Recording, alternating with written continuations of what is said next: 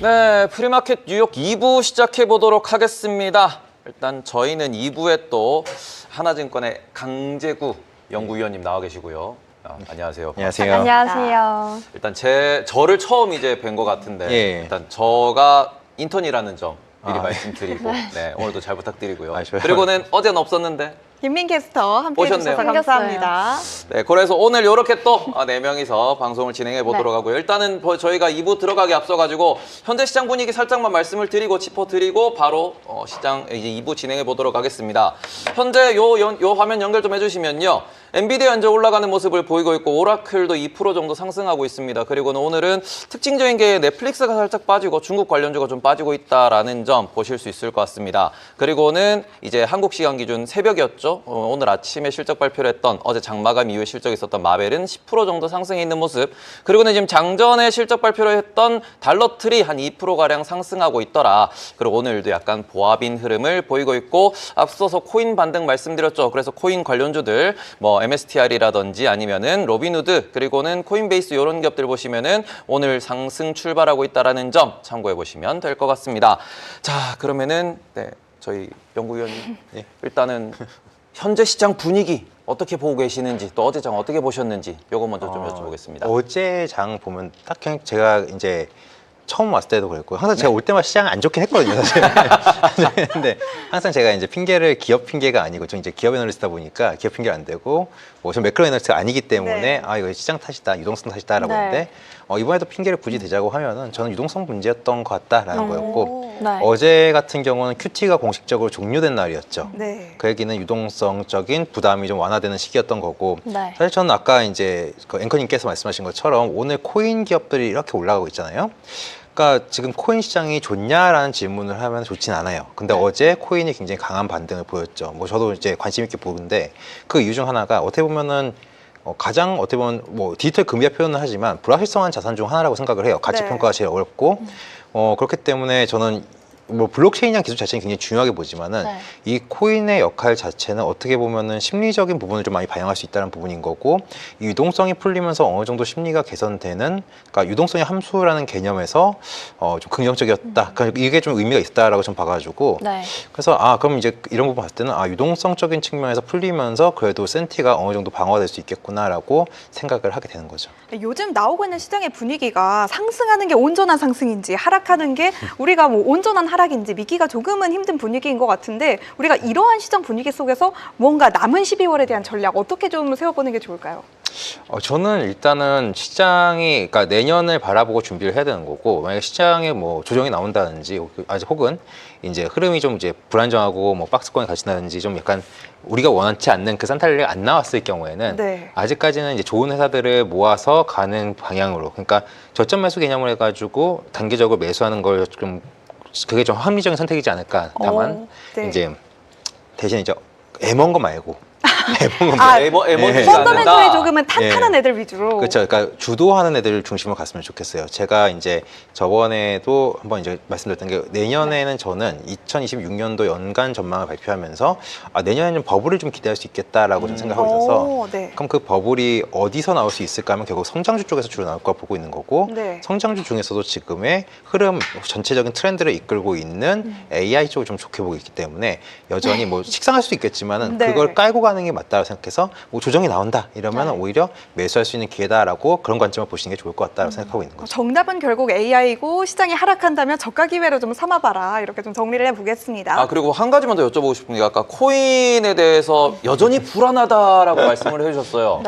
근데 이게 지금 시장 관점에서 이제 반등이냐 아니냐에 대한 논란이 되게 많은데 만약에 반등이라고 볼 만한 기준은 뭐가 있을지. 저는 그러니까 이게 약간 왜곡될 수 있는데 불안하다기보다는 그러니까 저는 코인의 가치 평가를 제가 해본 적이 없어요. 그러니까 이 코인이 좋다 나쁘다 하지만 이게 될 거라고는 생각은 해요. 그 이유는 명확한 게 어쨌든 기술 자체가 블록체인 기반이기 때문에 이 블록체인이라는 게 사실은 어떻게 보면 보안 같은 개념인 거잖아요. 근데 올해 우리가 기대했던 거는 이 코인의 반감기라는 수량이라는 개념에서 수량이 줄어드니까 당연히 가격은 올라가겠지 이런 기대감도 있었을 거예요.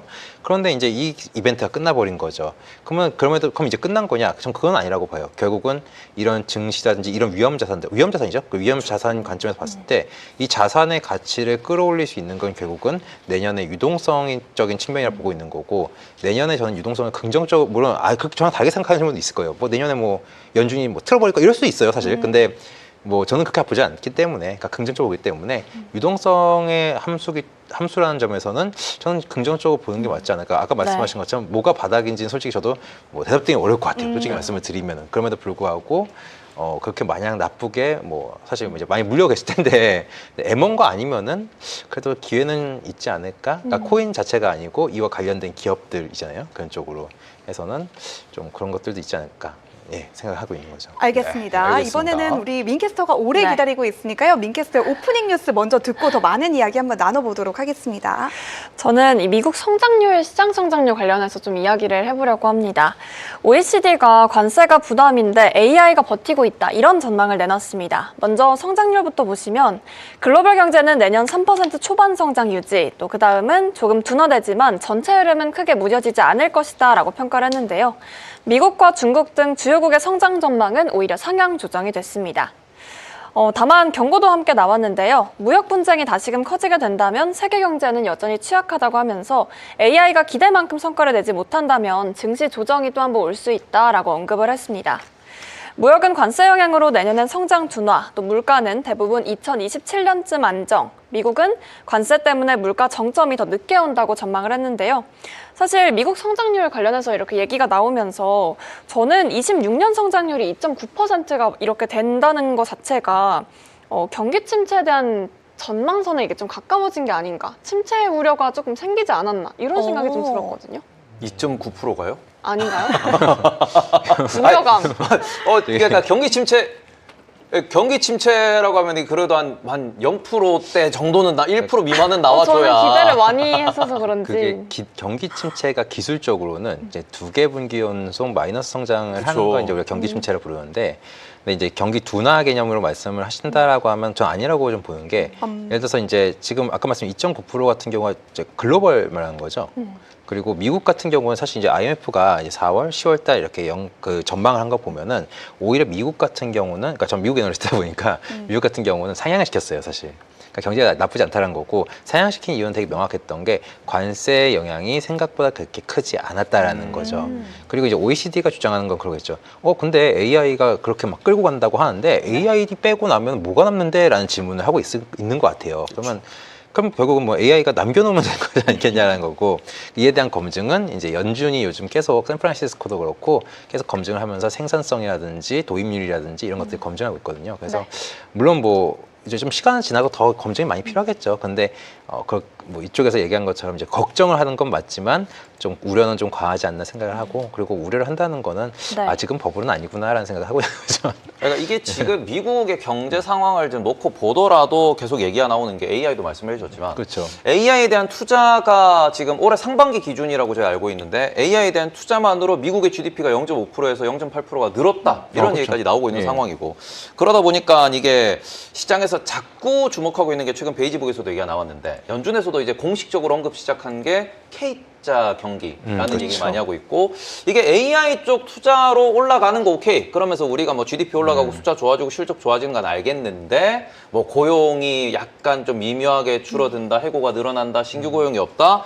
그리고 그런 부분에 있어서 평균 임금 수준 자체가 좀 내려갈 수 있다 보니까 이제 K의 하방 쪽은 실물 경기라고 하는, 노동 경기라고 하는 부분 너무 안 좋지 않냐라는 얘기도 하거든요. 그러니까 아마 경기 침체에 대한 이야기를 계속 이렇게 좀 우려하는 부분도 그쪽도 없지 않아 있다라고 생각을 하는데, 그러면 이게 K자에 대해서 여전히 우리가 걱정을 안 해도 되는 건지, 말 그대로 실물 경기가 안 좋아서 일부에서는 연준이 내년도에 예상보다 더 많은 금리 인하를 해야 될 수도 있다, 더 많은 유동성을 풀어서 실물 경기를 부양해야 되지 않냐라는 얘기도 하고 있다 보니까, 이 부분은 조심스럽게 어떻게 생각을 하시는지. 물론 제가 이코노미스트가 아니라 가지고 네네네. 뭐 사실 제 말이 뭐 회사의 의견 이건 아니에요. 네, 근데 네, 개인적인 의견으로. 네네네. 그럼에도 불구하고 네네네.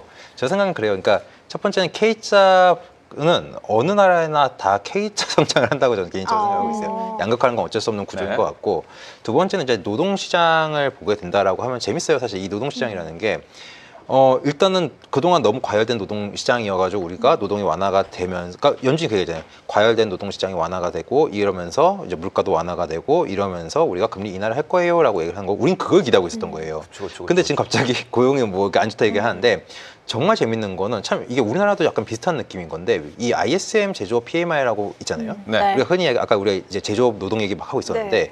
이 PMI, 그러니까 구매 관리 지수 이 소프트 데이터예요. 설문조사를 하는데 이번에도 그렇고 고용이 되게 둔화되는 것처럼 이렇게 나오고 있어요. 그러니까 물론 자르는 부분도 있겠지만 얘네들이 또 호소하는 것 중 하나 뭐냐면 뽑을 사람이 없다라는 거예요. 그러니까 우리 이제 코로나 끝나고 나서 파일럿이 부족한 상황이 발생을 해가지고 실제 비행기가 운항이 안 되는 상황도 발생했었어요, 미국에서는. 그리고 실제 어떤 뭐 터빈이라든지 이런 기술자들이 부족해, 숙련공이 부족하다 보니까 뭐 배를 만드는 사람이 부족하다 보니까 이거 못하는 상황이 발생할 수 있는 거, 발생을 했던 거죠. 네. 왜? 그때 이제 코로나 딱 터지고 뭐 증시도 좋고 뭐 보조금도 나오고 하다 보니까 은퇴하신 분도 꽤 많고 하다 보니까 이런 상황이 발생을 한 거고, 그러니까 물론 이제 회사가 어려워서 줄인 부분도 있겠지만 한편으로는 이 사람들이 은퇴를 해가지고 뽑으려 보니까 마땅한 사람이 없을 수도 있는 거거든요. 그러니까 이런 부분도 다양한 측면에서 좀 고려를 해봐야 되지 않을까라고 좀 생각을 하고 있는 근데 거죠. 그때 그 2020년도, 21년도에 은퇴하고 약간 코로나 때문에 나가셨던 분들이 제가 기억하기로는 22년에 돌아오셨었어요. 아, 이게 그게 있다고 하더라고요. 그러니까 들어오신 분도 있긴 하겠지만 네네네. 한편으로는 저는 이제 그 응답에 있는 데이터만 보다 보니까 그 데이터에서는 우리가 사람을 뽑으려 하는데 마땅한 사람이 없다는 표현들이 가끔 나오거든요. 그러니까 네. 올 초부터 그게 간헐적으로 이렇게 나오기 시작을 해요. 그러니까 네. 딱 드는 생각이 이 사람들이 사람은 뽑고 싶은데 지금 이제 맞는 적재적소에 사람이. 이 부합하는 사람이 없을 수도 있겠구나 생각도 들고, 말씀하신 것처럼 뽑으려고 하는데 진짜 내가 필요한 부서가 아니고 그러다 보니까 필요한 부서는 적은데 필요 없는 부서는 또 사람이 많을 수도 있는 거잖아요. 그러다 보니까 또 줄이게 되고 뭐 이런 형태로도 이제 복합적이겠죠, 아무래도. 그래서 저희 의장님 파월 할아버지가 약간 그 기묘한 균형이다라는 표현을 저도 처음 들어본 거예요. 이게 연준 의장님의 발언에서 기묘하다라는 표현을 한다라는 거는 본인도 이해가 안 된다라는 거고 이게 없던 현상이라고 하는 거니까. 네. 근데 거기에서 또 이제 고용 시장과 노동 시장의 기묘한 균형이라는 얘기가 올해 제가 생각했을 때는 가장 좀 핫한 아이디어지 않나라고 생각을 하거든요. 근데 그런 부분에 있어서 실제로 데이터를 보니까 숙련공이 좀 부족하고 실제로 뽑고는 싶지만 제대로 이게 매칭되는 사람이 없어서 그런 데이터가 나오는 걸 수도 있다. 그런 부분도 고려해 볼 수 있는 거고, 네네네. 그리고 실제로 이제 기업들 보면 최근에 인력들 많이 줄이겠다고 있잖아요. 세일즈포스 같은 경우는 자기네가 그쵸. AI 도입하면서 이제 관련된 직원들, 그러니까 영업 직원은 늘리는데 대신에 개발 직원들은 줄인다. 신규 고용 안 하겠다. 그렇죠. 이런 형태로 해가지고 이제는 어떻게 보면은 기업들이 슬림화 시키거나 혹은 자기가 필요한 형태로 구조 개편이 되는 효율성이 높아지는, 그러니까 말 그대로 네. 생산성이 높아지고 효율성이 높아지는 개념을 볼 수 있는 거죠. 그러니까 이번에 ISM 제조업 지수 보더라도 되게 재밌었던 게 생산 자체는 늘었다고 나오는데 네. 고용 자체는 줄었다라고 나오길래 물론 이제 지금 당장은 상황이 안 좋고 뭐 그런 상황이기 때문에 네. 조금 더 데이터를 지켜봐야겠지만 그냥 단적으로 이 두 데이터만 보면 생각보다 약간 다시 생각해보면 이거는 생산성이 좋아지는, 이게 연속적으로 이어진다면 생산성이 좋아지는 그림이야? 이런 생각을 들 수도 있는 거죠. 그러니까 물론 뭐 이걸 이거에 생산성 대해서는 향상으로 보고 물론 지금 당장 그 이제 데이터 자체가 뭐 부정적인 얘기가 나오니까 네. 그래서 이제 관세나 이런 거 힘들어요 얘기 나오니까 하긴 어렵지만은 이제 네. 그런 관점인 거죠. 뭐 사실 이제 어쨌든 지금 그게 애매한 상황인 것 같다라고 이렇게 말씀드린 거예요. 이번 OECD에서 네. 제가 좀 인상적이었던 게 인도의 성장률이 6.7%로 나왔다고 하더라고요. 뭐 물론 우리가 지금 미국 시장에 대해서 이야기를 네. 하고 있으니까 뭐 인도 시장까지 딥하게 들어갈 필요는 전혀 없겠지만 뭐 최근에 나오고 있는 월가의 뭐 보고서들을 좀 보면 신흥국 시장이 내년에 굉장히 주목할 만한 네. 그러한 지역이다라는 이야기들도 있는데 우리가 신흥국에 대해서도 다시 한번 좀 재평가를 해봐야 할 시점일까요? 글쎄 저는 신흥국까지 보진 않는데 근데 신흥국에 대해서는 어쨌든 포텐셜은 항상 있는 거니까 그런 부분은 항상 고민을 할 필요는 있는 거고 어쨌든 인도는 항상 각광받았던 나라라서 사실은 그렇게 막 뭐랄까요, 저도 예전에 잠깐 인도를 갔다가 자료를 써본 적이 있는데 네. 조금 신기한 나라라서 뭔가 확답드리긴 좀 어려울 것 같아요. 신기한 나라. 예. 알겠습니다. 어떤 느낌인지 확 와닿았어요. 신기한 나라다. 그죠. 예. 근데 이게 저는 이게 약간 미국이 지금 3년째 랠리를 뿜고 있고 예. 그다음에는 우리가 매크로를 계속 보셨겠지만 미국의 상승이 이렇게 쭉쭉쭉 올라오다 보면은 미국의 밸류에이션 얘기는 나올 수밖에 없는데 그럼에도 불구하고 한국 주식도 그렇거든요. 삼성전자 하이닉스가 먼저 올라가고 이제 현대차나 이런 애들이 먼저 올라가고 그러고도 계속해서 파티가 지속되면 이제 코스닥에 있는 종목들, 실적이 없는 종목들 그리고는 그 상태에서 이제 마지막에 우리가 이제 요새 그 좀 주의하셨으면 좋겠는 것 중에 하나가 스펙 이런 종목들 올라가면은 방금 눈을 감으셨어요. 네. 네, 그런 종목들까지 올라가면은 우리가 이게 어찌 보면 이제 유동성 파티의 끝무대라 얘기할 수 있는데 그런 관점에서 똑같이 보시면은 그 미국이나 선진국이 올라가고 그 다음에는 우리가 뭐 중국이라든지 아니면은 당연히 한국이라든지 이런 신흥국에 대해서 유동성이 넘어오는 과정도 거칠 수 있으니까 저는 개인적으로 내년도에 신흥국을 주목하자라는 보고서를 그런 관점으로 그러니까 코스피 다 올랐으니 코스닥 보자라는 관점으로 미국 주식이 좋은 건 알겠는데 뭐 유동성이 안 깨질 건 알겠는데 이미 많이 비싸니까 먹을 게 한 뭐 10%밖에 안 보이면은 그러면 신흥국 가보자라는 관점으로 보는 게 맞지 않을까 저는 그런 의견도 한번 말씀을 드려보고 싶습니다. 그러면은 알겠습니다. OECD 얘기 이렇게 한번 정리를 해보고요. 다음 뉴스? 다음 뉴스 한번 네. 넘어가 보도록 할게요. 두 번째는 제가 요즘 밀고 있는 유행어로 시작을 해보려고 합니다. 혹시 푸바오요?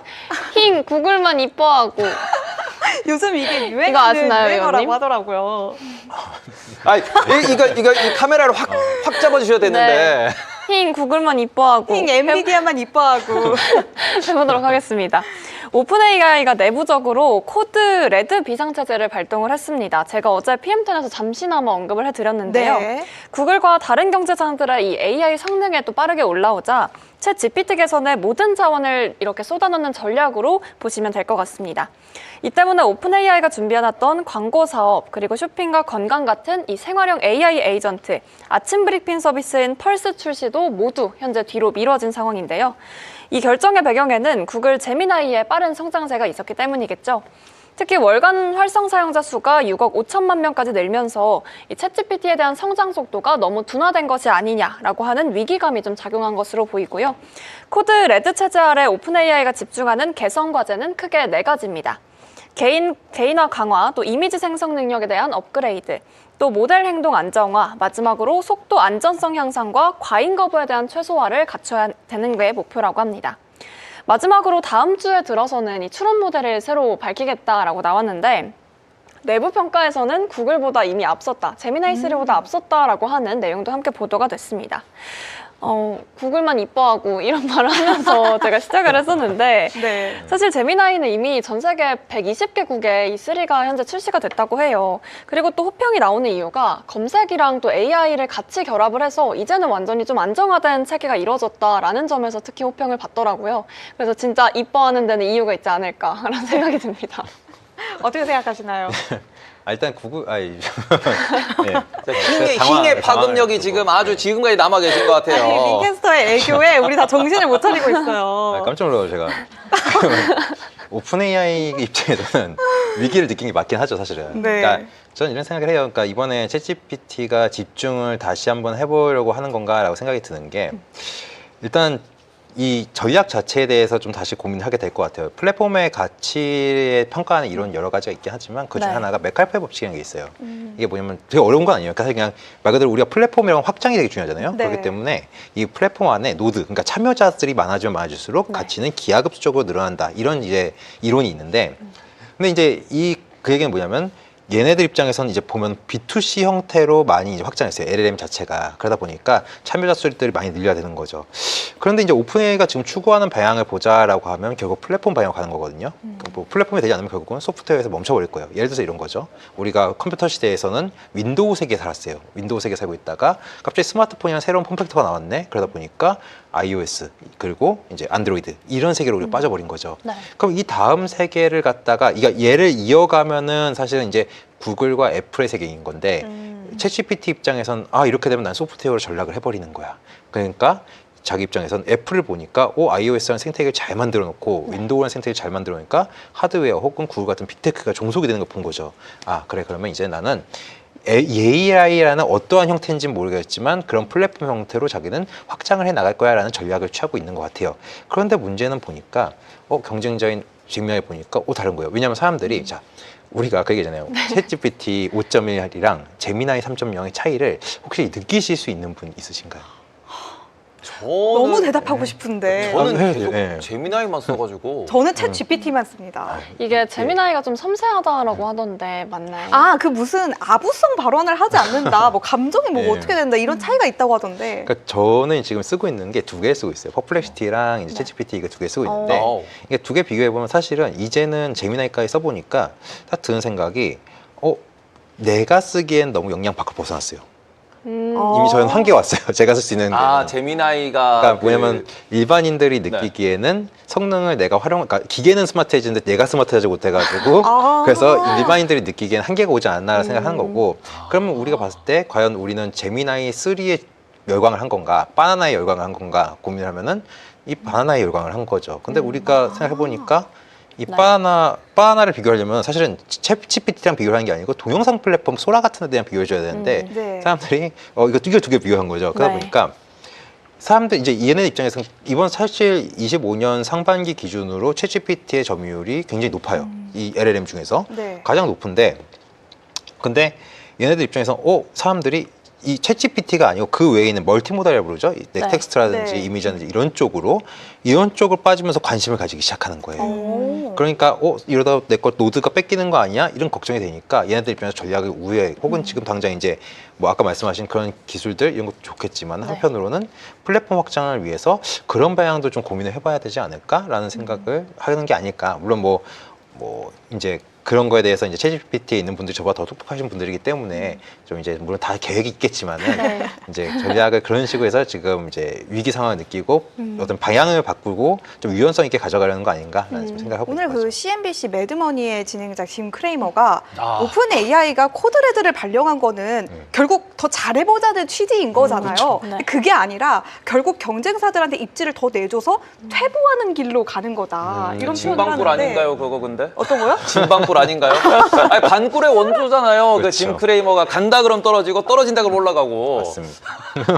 근데 그런 부분에서 일단은 뭐 어쩔 수 없는 현재 상황이라고 생각을 하는데 코드레드가 우리나라 말로 번역하면 그냥 비상사태거든요. 코드 옐로우, 코드 오렌지, 코드 레드 이렇게 있는 걸로 제가 알고 뭐 진돗개 있는데 같은 그런 느낌이기 때문에. 좀 심각한 상태인 거죠. 근데 지금 최근에 보시면 데이터를 보셔도 네. 제미나이 관련돼 가지고 실제로 제미나이의 점유율이 유의미하게 늘어나고 있더라. 근데 그 부분에 있어 가지고 퍼플렉시티도 마찬가지고 그 쓰는 사람만 쓰는 그런 여러 플랫폼 LLM 모델들이 있고 대중적인 모델은 GPT와 제미나이 둘 중 하나를 선택을 한다라고 다들 이야기를 하는데 네. 거기서도 대부분은 첫 경험을 했던 GPT를 아주 많이들 사용을 해왔어요.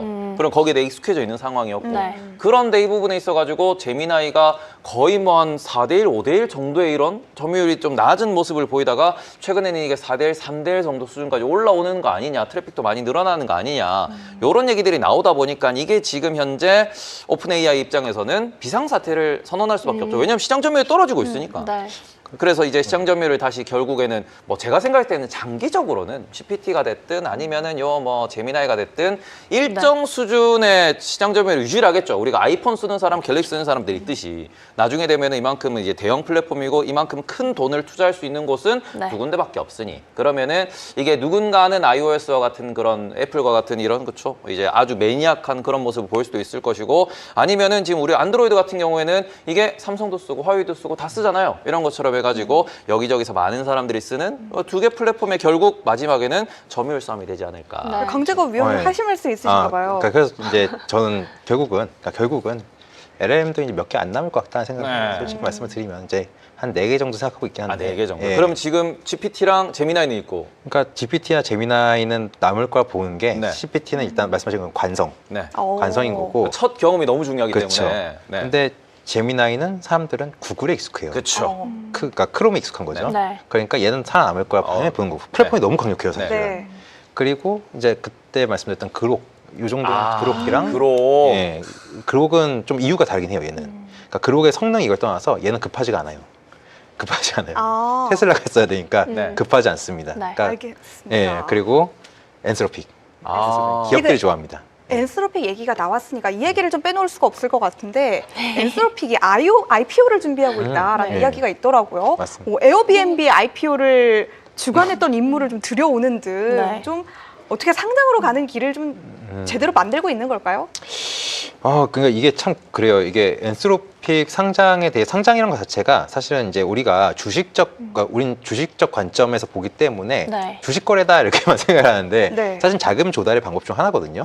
네. 네, 자금 조달의 방법 중 하나라는 점에서는 사실 뭐 할 수도 있다라고 보고 있어요. 다만 이제 지금 이제 오히려 그러니까 엔스로픽도 고민할 거예요. 지금 내가 비상장일 때 이 몸값을 더 불릴 수 있을까? 아니면 네. 상장을 하고 나서 몸값을 더 불릴 수 있을까? 지금 고민을 할 것 같고, 뭐 이 IPO에 대해서 아직 명확한 답은 내놓지 않은 상황이기 때문에 네. 뭔가 일단은 지켜볼 필요는 있다고 보는데 아직 이제 오픈 AI도 저번 한다고 해놓고 자기는 아니라고 부인을 한 상황이잖아요. 네. 그래서 이게 그게 아마 로이터인가 거기서 나왔던 거죠. 네, 맞아요. 네, 저는 오픈 AI도 로이터에서 나왔던 걸로 기억을 하는데 일단은 뭐 공식적인 답변이 나오기 전까지는 뭐 알 수 없는 거고, 근데 불가능한 건 아니다라고 보고 있어요. 예. 그럼 오픈 AI의 상장 가능성은 어느 정도로 보고 계세요? 저도 불가능한 건 아니다라고 보고 있는데, 네. 그러니까 이런 거죠. 그러니까 조금 천천히 해도 급하진 않을 것 같다는 생각은 해요. 그러니까 자금 조달을 할 때 이제 오픈 AI 자금 조달을 누가 해주냐 생각해 보면은 UAE라든지, 그러니까 스타게이트라는 UAE라든지 네. 아니면은 저기 어디야, 저기 슈퍼탱크 같은 네. 이런 기업들이 이 자금을 대주고 있기 때문에.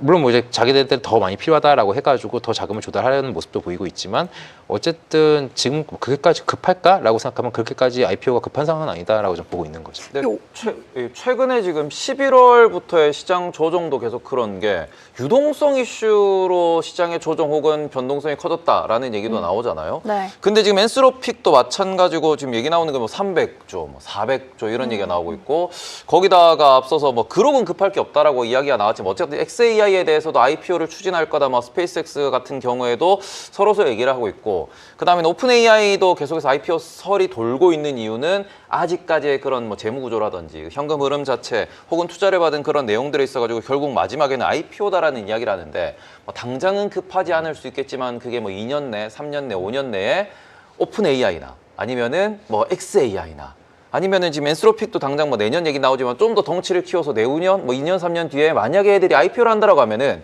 이게 진짜 역사상 최대 IPO가 될 수밖에 없을 것이고, 그러면 이게 유동성을 엄청 크게 건들 네. 거란 말이죠. 그러면은 과연 이게 시장에, 그러니까 저는 개인적으로 그런 얘기를 좀 많이 들었어요. 얘네들이 IPO 하면은 고점이 될 거다. 시장의 돈을, 유동성을 다 빨아갈 수 있기 때문에 그렇게 되면은 얘들이 이제 돈 벌기 시작해요. IPO 딱 던지면은 그게 정말 뭐 장기적 관점에서 보시면은 그게 유동성의 어쩌면 크리티컬한 포인트가 될 수도 있지 않을까라는 얘기를 하는 분들도 몇 분 계셔가지고, IPO가 진짜 되면 위험하지 않을까요, 이게? 오픈 AI는 결국 진짜 리스크는 상장을 했을 때다 이런 얘기가 네, 나오니까 너무 이게 큰 돈도 들어가야 되고 그걸 또 계속 네. 만족을 시켜야 되니까. 네.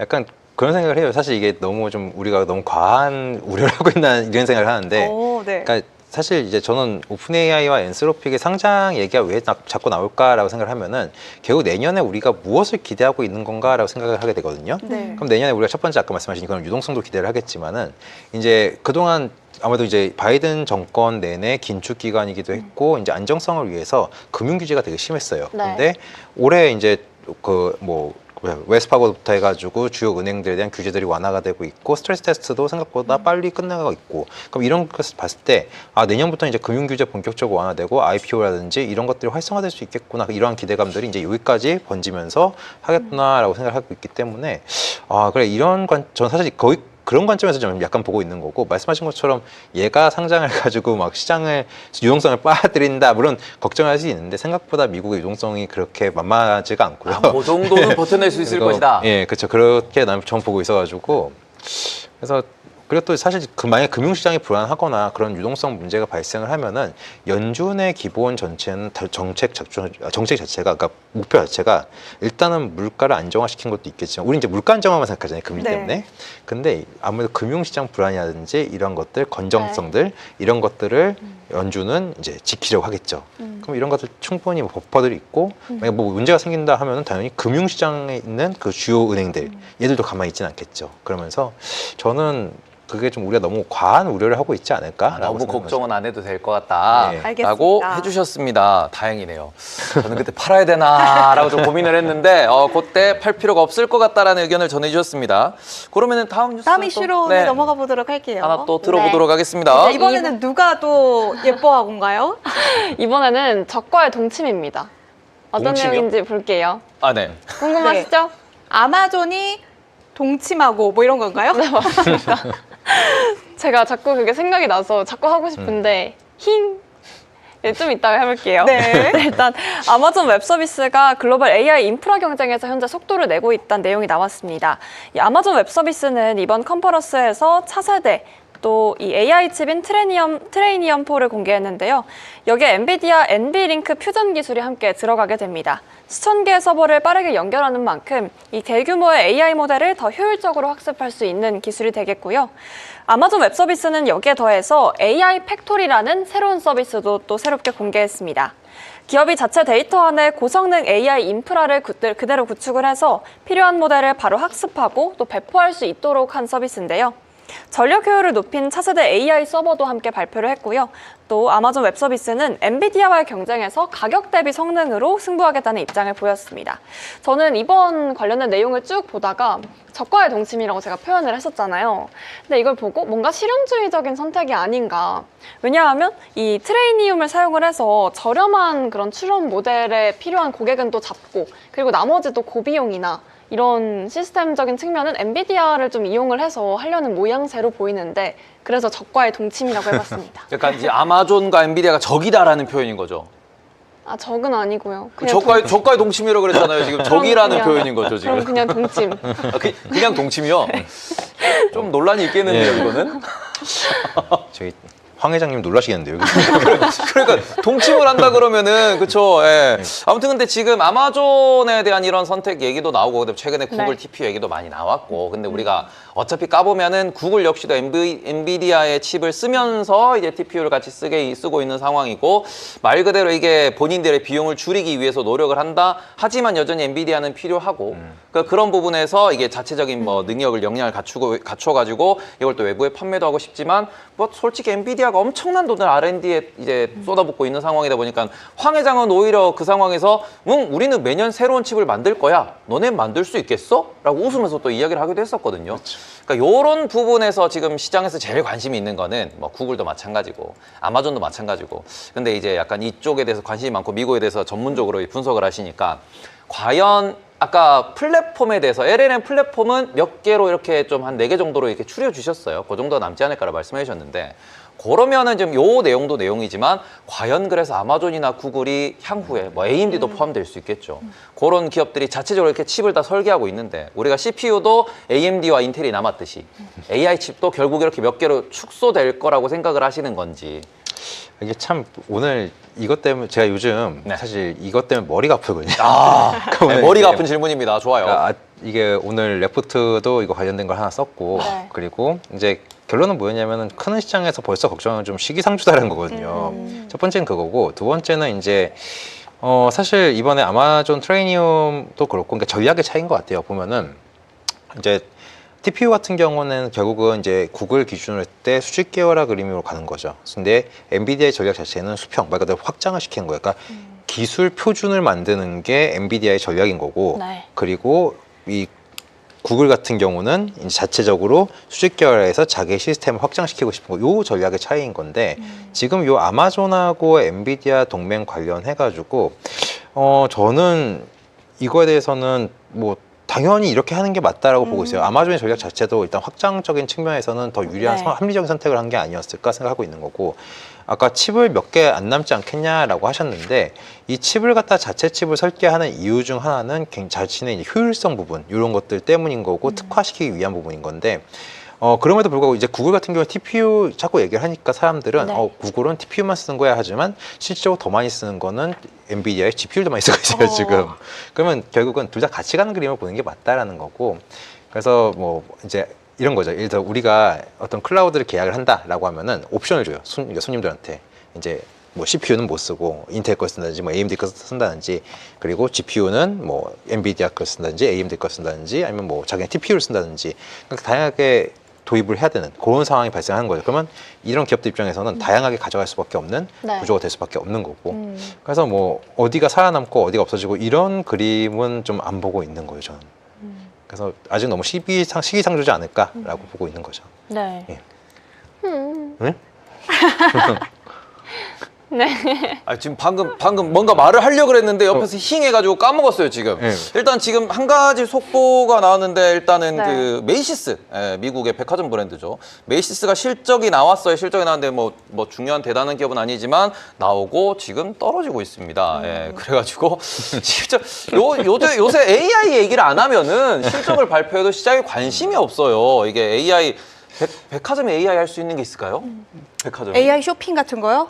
뭐 온라인으로는 할 수 있겠지만은 일단 메이시스 같은 경우에는 대표적인 소비주 중에서 백화점이잖아요. 그렇죠, 네. 그렇죠, 그렇죠. 네, 백화점 저도 한 번 가봤는데 근데 약간 뭐랄까 우리가 생각하는 그런 백화점 느낌은 아니긴 해요. 약간 우린 좀 백화점은 어떻게 보면 상대적으로 좀 고급스럽고 이런 느낌이 좀 더 강한데 네. 네. 메이시스는 또 약간 그런 느낌은 좀 아닌 전통이 느낌이에요. 있고 오래된 미국 이제 대중적인 백화점 브랜드더란데 일단은 실적 발표가 나왔는데 현재로서는 빠지고 있다 정도 체크해 보시면 될 것 같고요. 일단 뭐 장전 프리장에서 뭔가 변화가 있으면 계속 전해드리려고 계속 저희 지켜보고 있는데 오늘 되게 잠잠한 그런 모습을 계속해서 보이고 있는 상황이다. 그러니까 지금 뭐 아이디어는 정말 많이 나오고 있습니다. 머리도 아프다고 하셨는데 최근에 엔비디아가 조정을 받는 과정에서 이게 시장이 오히려 구글 덕분에 좀 지탱이 됐고 그래서 사람들이 이제 구글을 막 이렇게 열광해서 보고 있다 보니까 갑자기 구글이 살짝 또 꺾이면서 오히려 엔비디아가 반등을 하는 모습을 보이고 있고 그러면서 서로 이렇게 뭐 오라클 같은 경우에도 이제 끝나는 건가 했는데 바닥에서 반등하는 모습을 보이고 있고 근데 지금 미국 주식에 대해서 이제 뭐 미국을 되게 오랫동안 이게 분석을 하셨다 그러니까 궁금한 점 중에 하나가 미국에 대해서 유동성은 걱정 없다라고 말씀을 해주셨어요. 그럼 유동성에 대해서 내년도에 대해서 이렇게 뭐 긍정적으로 본다 그러면은 지금 시장에서 많은 투자자가 고민하는 게 그럼 도대체 어떻게 투자를 해야 되냐라는 얘기도 되게 많이 하고 있는 중이거든요. 그런 부분에서 뭐 구글을 팔고 엔비디아를 산다든지 네. 아니면 지금 여기서 계속해서 이제 계속 누적해서 매수를 한다든지 아니면 지금 뭐 좀 더 떨어진 종목을 많이 봐야 되냐라든지 그러니까 좀 더 실질적으로 연말에 산타랠리가 있다고 하더라도 다들 비싸다 이렇게 좀 투덜투덜거리고 있으니까 어떤 식으로 전략을 좀 짜는 게 좋을 거라고 좀 조언을 해주실 수 있을까요? 저는 일단은 뭐 아까 말씀드렸지만 연간 전망에서도 그렇고 내년에 어쨌든 핵심 종목으로 그냥 핵심 종목을 가져가면서 네. 그러면서 걔들한테 파생될 수 있는 종목들을 가져가자라고 좀 하고 있는 입장인 거고요. 그래서 제가 이제 저희 연간 전망에 나온 종목을 매주 하나씩 이렇게 설명드리긴 한데, 근데 어쨌든 저는 일단 핵심 종목들은 일단 깔고 가는 게 맞다라고 보고 있어요. 뭐 엔비디아라든지 뭐 AMD라든지 아니면 이제 플랫폼 중에서는 알파벳이라든지 이런 기업들은 그냥 깔고 가는 게 맞다라고 보고 있는 거고, 그리고 사실은 그 외에 이제 유동성이 말씀하신 것처럼 엄청나게 좋아지는 순간 뭐 비트코인이라든지 이런 쪽도 확장이 되겠죠. 그럼 그런 트렌드에 맞춰가지고 우리가 뭐 과하게 레버리지를 하지 않고 건전한 방식으로 접근을 하시는 게 맞지 않나 생각하고요. 어쨌든 주도주에서는 크게 안 빠졌으면 좋겠어요. 저는. 계속 주도주를 그렇죠. 예. 그러니까 이런 거죠. 우리가 지금 뭐 버블 얘기라든지 이런 얘기들이 계속 네. 오래 나왔었잖아요. 네. 근데 이제 버블이라는 거 자체가 사실 전 나쁘다고 생각하진 않고, 그리고 뭐 진짜 되게 구식의 말 중 하나가 버블이 지나간 다음에 버블이 깨닫는다라는 말이 있어요. 그러니까 내가 깨져봐야 한다 이건 같은데, 근데 어쨌든 내가 못 느낄 수 있다라는 부분인 거거든요. 사실 우리가 이제 2021년도, 2년도 이거 끝날 때 그럴 때는 그런 느낌이긴 했는데, 어쨌든 간에 그럼에도 불구하고 이제 마이클 버리시가 그런 얘기 하잖아요. 우리가 닷컴 버블을 그렇게 얘기할 때 중소기업이 급등하고 올라가고 망가지는 것 같아 자꾸 떠올리는데 그건 최악의 경우인 거고, 네. 실질적으로 이 버블을 이끌었던 애들을 보면 마이크로소프트나 이런 애들이었다라는 거예요. 그런데 물론 버블이 꺼지면서 다 같이 망가졌죠. 근데 회복할 수 있냐 없냐가 저는 되게 중요한 포인트라고 볼 수 있거든요. 그러면 유동성이 좋고 건전하고 실적 좋고 실적을 끌고 나갈 수 있는 애들은 그냥 깔고 가시는 게, 얘네들 중심으로 하는 게 안정적으로 투자할 수 있는 그런 기회가 되지 않을까라고 좀 보고 있습니다. 알겠습니다. 제가 댓글창을 잠깐 봤는데 오늘 저한테 왜 이렇게 조용하냐는 댓글이 되게 많더라고요. 여러분 너무 극단적이신 거 아니에요? 제가 말이 많을 때는 너무 말이 많으니까 게스트 말을 듣자고 해주셔서 저 오늘 가만히 있었더니 이제는 조용하다고 뭐라고 하시네요. 아니 뭐 시끄럽게 한번 해볼까요? 시청자분들이 떠들라고 하시면 더 떠들면 되고, 시청자분이 이제 조용히 하라고 하면 그때부터 조금 이 데시벨 낮추면 되기 때문에 오늘은 좀 더 떠드는 쪽으로 이제 준비를 해보도록. 좀처럼 갈피를 잡을 수 없는 우리 시청자들의 마음 알겠습니다. 아, 그쵸. 듣고 싶다는데 들려드려야죠. 알겠습니다. 네. 다음 뉴스로 저는 민캐스터한테 좀 토스를 해볼게요. 다음 뉴스 어떤 네. 뉴스가 있을까요? 오랜만에 보잉 소식을 좀 들고 왔습니다. 보잉이 2026년부터 다시 현금을 만들어낼 것이다, 이런 내용이 나왔는데요. 오랜 재정 악화에서 벗어나 다시 재도약을 준비한다, 이런 내용으로 이해하시면 될 것 같습니다. 회사는 항공기 생산을 늘리고 지연됐던 차세대 대형기 777X 인증도 추진하고 있는 상황인데요. CF 말라벤은 내년에 잉여 현금 흐름이 플러스권으로 돌아설 수 있다라고 밝혔고요. 공급망과 인도가 더 안정되면 장기 목표인 연 100억 달러 현금 창출도 가능하다고 봤습니다. 하지만 여전히 리스크도 존재하겠죠. 이 777X 인도가 2027년으로 늦춰졌고 또 개발 지연에 대한 비용도 49억 달러가 반영이 됐습니다. 사실 이렇게 또 사고 관련 합의금도 계속해서 이어지고 네. 있는 상황이긴 한데요. 그럼에도 월가는 보잉이 내년 25억 달러 현금을 만들 수 있을 것이다 라고 나름 긍정적으로 예견을 하면서 점진적인 회복 가능성에 좀 주목하고 있는 분위기입니다. 어제장에서는 종가 기준으로 10% 넘게 오르면서 마감을 했는데 차트를 제가 잘 모르지만 살펴보니까 뭔가 이렇게 횡보하고 있는 모습이 좀 보이더라고요. 보잉이 그동안 주가가 많이 부진했죠. 이러한 측면에 있어서 다시 한번 좀 긍정적인 턴어라운드에 대한 의견이 좀 나오고 있는 것 같은데 저는 좀 여쭤보고 싶은 게 유럽 에어버스 A320이 결함이 있으면서 그쪽은 또 어떻게 되는 것이냐, 보잉은 관련해서 어떻게 좀 영향을 받는 것이냐 이런 얘기들을 좀 듣고 싶은데 어떤 방식으로 좀 해안을 주실 수 있죠? 저는 사실 이제 항공 기업을 레포트를 작년인가 아마 썼던 걸로 기억을 하는데, 그러니까 이런 것 같아요. 이 보잉이 왜 지금 이제 사람들이 관심을 갖고 올라가느냐 생각하면은 약간 트럼프 시대의 대마불사 느낌이라는 생각도 살짝 들긴 해요. 솔직히 말씀드리면. 미국을 대표하는 기업이니까. 그러니까 네. 전 세계에서 항공기를 만들 수 있는 기업은 두 개밖에 없잖아요, 사실. 그렇죠. 네. 737, 그러니까 7 시리즈 만드는 보잉이라든지 3 시리즈만 A 시리즈 만드는 에어버스라든지. 하나 정정하겠습니다. 예. 작년이었죠. 중국에서 공식적으로 본인들이 이제 해외 수출하기 시작했습니다. 예, 비행기. 맞습니다. 예, 세 개입니다, 세 개. 네, 제가 좀 그 시각이 협소해서 네. 왜 그러세요? 아니, 이러시면 예. 제가 잘립니다. 아유, 이러시면 안 됩니다. 이러시면. 네, 근데 게스트 위주의 방송입니다. 맞아요. 그래요? 그동안 저희가 너무 저희 위주였나요? 네, 좋아요. 네, 어쨌든 어쨌든 항공기를 만들 수 있는 나라가 그 기업이 몇 개 없어요. 그죠. 그리고 사실 이제 미국 입장에서는 적대국이잖아요. 그러니까 네. 뭐 아직까지는 이제 뭐 친해질 수 있긴 하지만, 근데 어쨌든 지금 상황에서 대마불사 그림이 맞는 게, 인텔 같은 경우는 사실 거의 힘들고 막 까닥까닥하고 있는 사이에 네. 살려주고 있었고, 보잉 같은 경우는 실제 항공사는 어떻게 보면 안보랑 직결이 돼 있어요. 비행기고 전투기고 이런 거잖아요. 그러니까 네. 안보랑 직결이 이게 더 중요해요. 그래서 죽이진 않을 거다라고 모두가 기대를 하고 있었던 건데, 다만 이제 이게 어디가 바닥이냐 혹은 언제 턴어라운드 할 수 있을까라고 고민을 했던 건데, 실제로 이번에 사실 올 초에 트럼프가 당선이 된 다음에 전 세계 돌아다니면서 막 악수하고 다녔는데, 중동 갔을 때 막 보잉 737 전용기를 갖다 선물로 하고 막 이랬잖아요. 네. 이런 거 봤을 때 이제 수준은 들어오고 있었던 거고, 다만 이제 이런 이슈들, 뭐 항공청 FAA라든지 이런 네. 항공청들과의 이슈라든지 아니면 뭐 그런 이제 생산 이슈들, 이런 것들, 보안 이슈, 그러니까 뭐에서 그 결함 이슈들 이런 네. 것들이 해소가 되는 과정들을 이제 그동안 이제 가이던스를 못 주고 있었죠. 사실 자기네가 명확하지 않으니까. 근데 지금 했다라는 건 사람들한테 기대를 만들기에는 뭐 충분한 부분인 거다라고 저 보고 있는 거고요. 일단은 그 부분에서 일단 보잉이 지금 반등은 하고 있다라는 건데, 앞서서도 제가 잠깐 질문을 드렸지만 지금 주도주의 부분에서 그렇죠. AI랑 엮인 종목들이 계속 신고가를 쓰고 그렇죠. 계속 우상향을 하고 더 올라가고 이런 모습을 보이는데, 보잉도 트럼프 테마라고는 볼 수 있겠지만 그렇다고 AI 관련돼 가지고 이게 뭐 핵심 기업 그래도 좀 확장을 한다 그러면은 약간의 뭐 저궤도 위성 혹은 뭐 자율 뭐 드론 비행 요 정도까지 연결을 억지로는 지을 수 있겠는데, 기본적으로 50% 이상이 방산 매출인 기업이라 그쵸. 뭐 요런 투자를 지금 약간 그러니까 굳이 해야 되나라는 생각이 들거든요.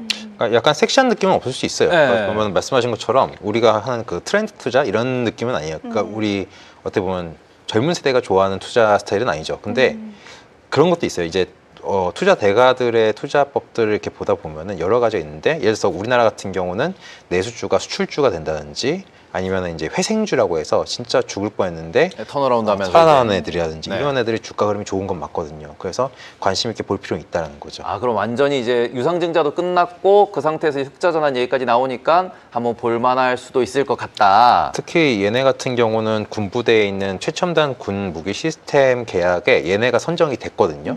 사실 로키드 마틴이나 이제 노스트로크루먼 이런 기업들을 제치고 될 정도면 기술력 자체는 사실 좋은 거고. 그리고 이제 미국 같은 경우에는 우주에 되게 지금 관심이 많은 상황이잖아요. 네. 그러면 보잉 같은 경우도 그 프로젝트에 원래 하고 있던 애들인 거니까 물론 뭐 이제 스페이스X가 아직까지는 제가 봤을 땐 제일 잘하는 것처럼 보이긴 하지만 어쨌든 얘네들도 그런 모멘텀도 받을 수 있을 여지가 있기 때문에 배제할 필요는 없다는 거예요, 굳이. 예. 그러면은 알겠습니다. 저도 한번 긍정적으로 공부를 해보도록 하겠습니다. 보잉을 조금 더 감사합니다. 긍정적으로 공부를 해보는 걸로 하고 네. 다음 이슈를 한번 넘어가 보겠습니다. 이번에도 어제 좀 전해주신 소식과 약간 연관이 좀 있는 네. 것 같아요. 테슬라 관련해서 어떤 이슈가 또 나왔죠? 어제 말씀해주신 것처럼 PM10에서 짚어드렸는데 네. 테슬라 쪽으로 조금 더 여쭤보고 싶은 부분들이 좀 있을 것 네. 같아서 오늘 챙겨왔습니다. 네, 좋습니다. 잘하셨습니다. 네, 지난달 중국에서 테슬라 전기차 판매가 전년 대비해서 거의 10% 가까이 증가했다라는 보도가 나왔는데요. 11월 판매량은 86,700대로 올해 들어 두 번째로 높은 월간 실적을 달성했습니다. 이번 증가는 테슬라가 중국에서 최근 출시한 모델 Y, 이 롱레인지 후륜구동 모델 판매 호조 덕분으로 나타났고요. 올해 초 모델 3 롱레인지와 또 6인승 모델 Y를 추가하면서 제품 라인업도 한층 강화를 했습니다. 여기에 이달 말 전기차 세액공제 종료를 앞두고 수요가 몰렸다라는 영향도 함께 풀이가 되고요. 다만 올해 들어서 중국 내 테슬라 판매가 전년 대비 증가한 달은 결코 세 달 정도만 불과하다라는 내용이 나왔거든요. 누적 인도량은 여전히 전년 대비해서 8%가량 줄었고 또 경쟁이 심화된 시장 상황은 계속되고 있다고 합니다. 여기에 더해서 또 비아디나 샤오미 같은 이런 다른 기업들도 어쨌든 압박을 좀 파이를 나눠 먹고 있는 상황인 만큼 그에 따라서 테슬라에게는 조금 위기로 작용할 수 있겠다라는 내용도 함께 나오고 있는데 그래도 어쨌든 전년 대비 10% 가까이 상승한 건 맞잖아요. 근데 어제 제가 주가를 보니까 오히려 떨어졌더라고요. 이제는 테슬라가 전기차 판매량이 늘어난다고 주가가 올라가고 줄어든다고 주가가 내려가고 네. 하는 분위기는 좀 아닌 것 같기는 합니다. 뭐 어떻게 보세요? 그저께인가요? 마이클 버리시가 한마디 하던데요. 그렇죠. 너무 마이클 비싸다. 아, 우리가 너무 네. 어떻게 받아들여야 되죠? 근데 뭐 비싼 거 몰랐나라는 건데 사실 그러니까 이런 거죠. 이게 테슬라의 전략에 대해서 항상 고민을 하는 건데, 그러니까 맞아요. 사실 이제 우리가 기대하는 로보택시라든지 네. 옵티머스라든지 아니면 뭐 자율주행이라든지 다 좋아요. 밸류에이션을 높일 수 있는 부분인 건데 결국은 얘들의 본질 가치를 높이기 위해서는 차량이 잘 팔리고 잘 깔려서 그러니까 아이폰이 돼야 되는 거예요. 그러니까 네. 전기차가 아이폰이 돼야 되는 거고 그러기 위해서는 다양한 차 모델도 있어야 되는 거고 저가 차량 같은 네. 그런 차량들도 있어야 되는 거고 그래서 이 전략을 갖다가 그러니까 결국은 이 숫자가 연속성이 나와줄 수 있는가가 제일 관건이지 않을까라고 저는 보고 있는 거죠. 근데 중국 애들이 너무 잘한 것도 사실 맞긴 해요. 네. 알겠습니다. 근데 이 글로벌 판매량이 줄어든다는 것 자체는 사실 뭐 어떻게 할 수가 없는 영역인 건지 그렇죠. 네. 아니면 나눠먹기 시장이 돼버린 건지 혹은 그냥 경쟁력 자체가 떨어진 건지 좀 궁금하거든요. 저도 사실 이제 이 전기차 시장을 이제 어렸을 때 공부를 하면서 어렸을 때라고 해도 얼마 안 되겠지만 예.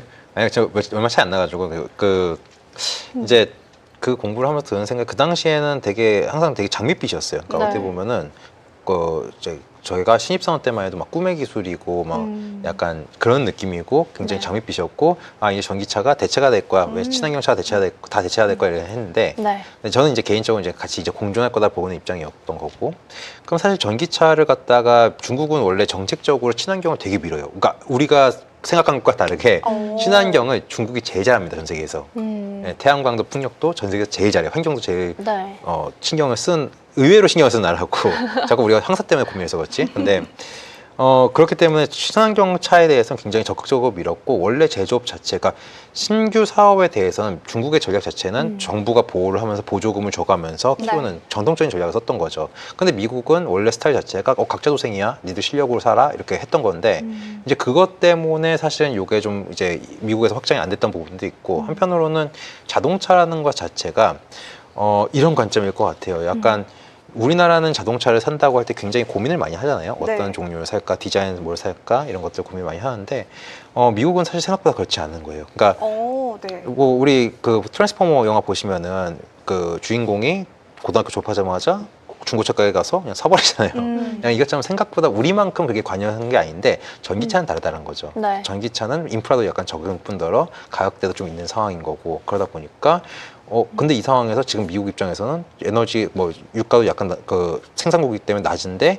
굳이 이거 갖다가 중국이 크고 있는데 이 산업 지금 이제 초과 공급이 나오고 있는 얘기인데 전략적으로 이걸 죽이기 위해서는 수요를 안 만들어주면 되거든요. 네. 그럼 얘네 망가질 때까지 기다리면 된다라는 전략 관점에서 본다라고 하면은 굳이 키울 필요가 없어서 그렇지 않았을까라는 조심스럽게 그런 생각도 하게 되는 거고 말씀하신 것처럼 이거 갖다 어떻게 할 수 있냐 없냐라는 거는 솔직히 저도 이렇게 딱 뭐랄까 전기차 시장을 누군가가 막 진짜 정책적으로 확 밀어주지 않는 이상은 국가 정책적으로 산업이라는 게 국가가 밀어주지 않는 이상은 네. 조금 어렵지 않을까라고 좀 보고 있는 입장인 것 같아요. 우리가 테슬라 이야기를 할 때 전기차 이야기도 뭐 당연히 나오겠지만 이제는 좀 로보택시, 휴머노이드화 같은 부분에 좀 집중이 되고 있는 것 같은데 이거의 상용화에 대해서 우리가 좀 언제쯤으로 우리가 좀 봐야지 테슬라를 좀 긍정적으로 볼 수 있을까요? 근데 요거는 중간에 한 말씀 드릴 수 있는 게 현대차가 아마 오늘 발표를 했을 거예요. 네네네. 내년인가 그런 걸로 알고 있는데 사족 보행 로봇을 이제 만들어서 팔겠다.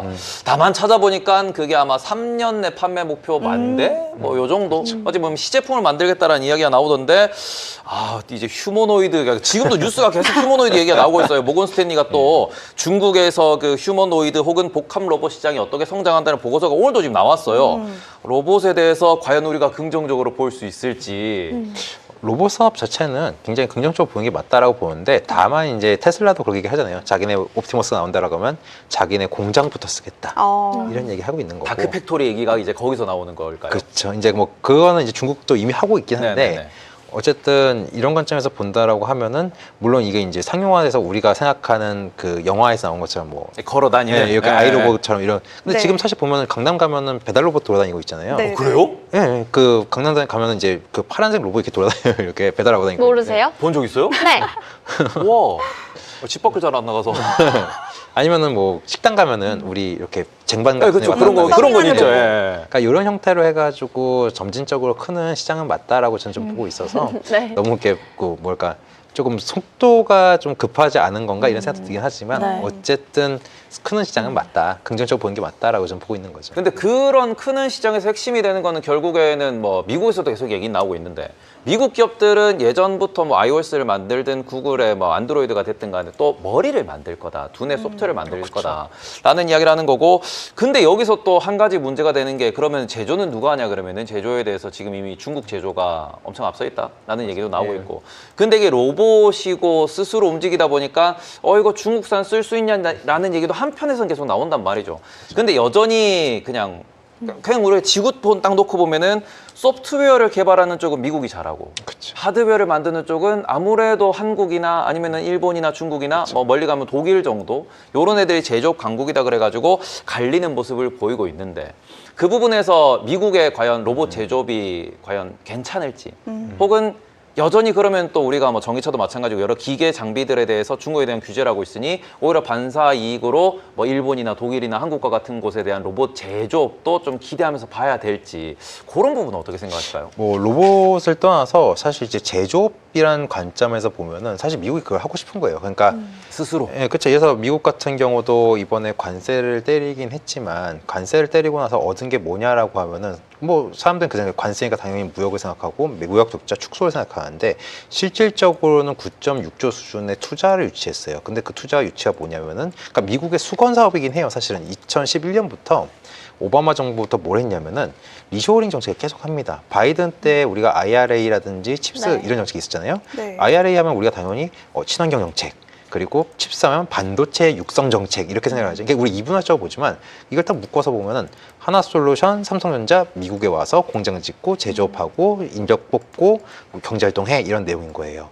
그리고 트럼프 역시도 맥 아메리카 그레이트 어게인, 메이드 인 아메리카 이런 얘기 하는 이유 중 하나가 뭐냐면 미국에서 만들어 삼성전자 니들 와가지고 이제 본격적으로 만들고 반도체도 우리가 만들고 첨단은 다 우리가 만들 거야 라고 지금 그것 때문에 진행을 하고 있다라고 보고 있는 거거든요. 그래서 일단은 그렇다고 해서 이제 미국 물론 시간은 걸리겠죠. 아무래도 네. 기존 인프라 자체가 워낙 좀 취약했던 부분이 있으니까. 하지만 미국의 저력을 또 무시하면 안 된다라고 좀 보고 있어서 이제 관건은 걔네들이 그 인건비를 어떻게 효율화시킬 그렇죠, 수 있을 그렇죠, 것인가. 사실 비싸거든요. 너무 비싸죠. 예.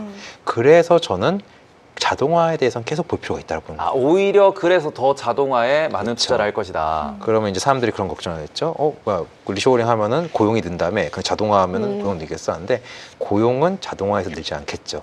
네. 어디서 느냐면 거기서 사람들 어쨌든 회사가 생기면 사람들이 몰릴 거고 그럼 여기서 일부만 고용되지만 가족들이 오면서 커뮤니티가 형성이 되고 서비스업이 발달을 합니다. 네. 그럼 서비스업에서 고용을 창출해내는 요 그림을 그리지 않을까 저는 좀 기대하고 있는 거고요. 알겠습니다. 이렇게 네 번째 이슈까지 정리를 해봤고요. 민캐스터가 준비한 마지막 이슈로 넘어가 보도록 할게요. 마지막은 마이크 셀러 스트래티지 회장이 두바이에서 열린 디지털 자본에 대한 이야기를 함께 해보려고 합니다. 네. 셀러 회장은 미국이 정치권과 금융권이 빠르게 친 비트코인으로 바뀌었고 또 주요 은행들이 비트코인을 취급하기 시작한 점을 강조를 했는데요. 또 비트코인 현물 ETF가 확산되면서 제도권 수요가 구조적인 흐름으로 자리 잡았다라고 이야기를 했습니다. 이 비트코인에 대한 경쟁력은 단순한 투자 자산을 넘어서 컴퓨팅 파워, 전력, 또 글로벌 거래 인프라, 실제 자본 투입까지 이르기 때문에 다양한 층에서 나온다라고 설명을 했고요. 또 여기에 더해서 기업 재무 전략도 함께 바뀌고 있습니다. 비트코인을 기반으로 한 기업은 최근 5년간 연평균 47%가량 성장하면서 주주 가치를 높여왔다고 얘기를 했고요. 또 미래 경쟁력은 현금에서 오는 게 아니라 어쨌든 이 디지털 기반 자산 기업에서 나온다라고 네. 언급을 했는데 여기에 대해서 이런 말들이 있더라고요. 전형적인 폰지 구조와 유사하다 이런 비판을 했는데 저한테는 조금 어려웠거든요. 네. 사기란 뜻이에요. 그래요? 근데 예. 이거는 세게 말씀해 주셔도 됩니다. 이거는.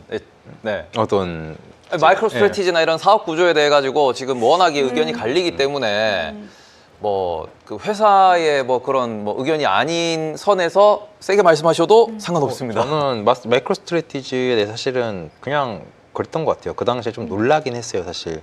원래 하던 일을 버리고 코인을 이제 사겠다. 채권까지 발행을 해서 네. 지금 비트코인을 사서 자산 가치로 이제 주가가 오르는 네. 이런 형태인 건데 뭐 이걸 갖다가 자기가 많이 확보를 하고 있다라고 하면은 그걸 어떻게 해서든 이제 잘 활용하는 게 이제 이 회사에 어떻게 보면 임무가 생긴 거죠. 네. 이걸 가지고 말씀하신 스테이킹 해가지고 어떤 뭐 금융 시스템을 만든다든지 금융 상품을 만든다든지 이런 형태로 가지 않으면은 분명 한계에 봉착을 할 거예요. 지금 기업 가치가 비트코인의 움직임에 같이 흔들리고 있는 상황인 거잖아요. 그렇죠. 어쨌든 얘들 평가를 할 때 이 기업 가치를 비트코인과 연동해서 우리가 평가를 하기 때문에 그럼 그런 관점에서 본다라고 하면 이 기업도 마냥 이러고만 있으면 안 된다라고 보고 있는 거고 물론 이게 폰지냐 아니냐에 대해서는 일단 어떤 식으로 얘들이 사업 방향을 구축을 해야 될지 그러니까 폰지라고 하시는 분들은 이 비트코인에 대해서 굉장히 부정적으로 보시는 분들일 거예요. 예. 그럼 근데 어쨌든 지금 미국 같은 경우도 비트코인은 아니겠지만 CBDC 말 그대로 블록체인을 활용한 가상 어떻게 보면 화폐인 거죠. 어떻게 보면 네. 화폐. 예, 이런 거 갖다가 준비하고 있는 거니까 사실 이 산업에 대해서 너무 그렇게 부정적으로 볼 필요는 없다라고 네. 저는 보고 있는 거고요. 아 그리고 또 한 가지 제가 궁금한 거는 MSCI죠? 예. 거기서 마이크로 스트래티지를 퇴출하겠다라는 근거가 이 회사는 펀드다라고 표현을 하거든요. 그러니까 말 그대로 채권을 발행하고 돈을 모아서 비트코인이랑 자산에 투자한 그러니까 말 그대로 우리가 돈을 모아서 ETF에 투자하고 주식을 산 거를 어찌 보면 이제 우리 펀드라고 표현을 하듯이 얘들도 펀드니까 퇴출하겠다라는 관점인데 이게 이게 금융권에서는 증권가에서는 이거를 어떤 식으로 해석을 하실 수 있을지. 사실 마이크로 스트래티지를 보세요. 우리나라에서는 그렇게 크게 보진 않는 것 같긴 해요, 사실. 근데 이제 저 같은 경우는 막 크게 막 중요하게 생각하는 기업은 아니긴 한데, 근데 이제 MSCI 입장도 충분히 이해를 하는 게, 그러니까 펀드라는 구조 자체가 그러니까 그렇죠. 그렇게 네. 볼 수 있는 거고, 그건 이제 어떻게 보면 전 핑계라 보고 있는 거고, 기업 가치 자체 변동이 너무 크잖아요, 사실. 그러다 보니까 이런 부분들을 좀 고려했을 때 어떻게 보면 신뢰성 부분을 훼손할 수 있는 부분, 이런 것들 전문적으로 고려를 했겠죠. 그래서 네. 아 이거 계속 우리가 하면은 이거 MSCI 입장에서 부담이다라고 느끼지 않았을까라고 저는 보고 있는 입장인 거고요.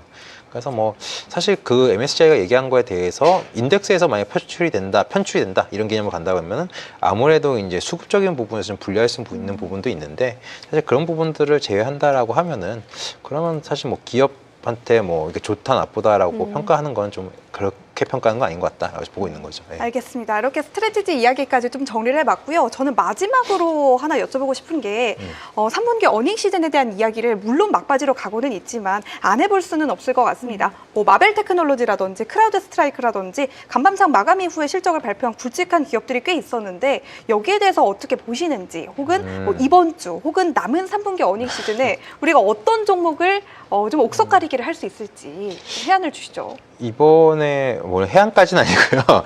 이번에 같은 경우에 이제 실적이 생각보다 이제 우리 빅테크 끝나고 엔비디아 끝나고 하니까 아, 다 끝났다 네. 생각하지만 네. 간간히 있긴 있어요. 그러니까요. 특히 지금 이제 보안 기업들 오늘 같은 경우도 보안 기업들 얘기가 계속 나오고 있는 네. 거고 그리고 이제 에이지 기업 그러니까 마바이 같은 거라든지 아니면 이제 꼭 브로드컴이라든지 이런 데 곧 나올 건데 전반적으로 이 산업 분위기 특히 이제 AI 산업이 정말 문제가 있나 없나 네. 혹은 사람들이 그렇게 관심 있는 진짜 에이지가 얼만큼 잘 크고 있는가 이런 것들을 좀 좀 가늠해 볼 수 있는 그런 기간이 될 거다라고 저는 보고 있는 입장인 거고요. 그럼 만약에 이번에 실적 시즌에 좀 펀더멘털이 탄탄하게 나왔지만 주가가 만약에 빠졌다면 우리가 여기에 대해서도 좀 장기적으로는 긍정적으로 생각해 볼 만한 모멘텀이 있다라고 보시는 건가요? 근데 이런 부분이 있어야 될 것 같아요. 펀더멘털이 좋다. 근데 주가가 빠졌다라고 하는 게 물론 지금 시대가 굉장히 내러티브한 것들이 많이 작용해서 수급적인 부분도 있을 수 있는데 근데 얘네가 말 그대로 실적이라는 게 나온 실적이 이상이 없어요. 만약에. 네. 근데 가이던스를 줬는데 이 가이던스가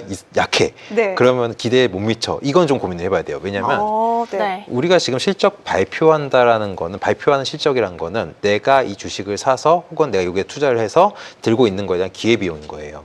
내가 그 기간 동안 변동성을 감내하고 내가 이만큼 참았으니까 너희는 이거 이상은 내줘야 돼라고 하는 게 우리가 지금 현재 발표해야 될 컨센서스인 거고 그리고 이 다음에 이제 대신에 우리는 이제 본전 찾으면 안 되는 거잖아요. 본전 나왔어요. 그러면은 그 이상 뽑아내려면 너희는 내가 한 기대 이상을 뭘 줘야 돼라는 거죠. 그게 우리가 얘기하는 가이던스 개념인 거예요. 그럼 가이던스까지 잘 나와야 된다라는 거죠. 네. 특히 지금처럼 뭐 밸류에이션 부담이니 버블 부담이니 이럴 때일수록 더욱더 이러한 가이던스를 더 중요하게 여기게 되는 거죠.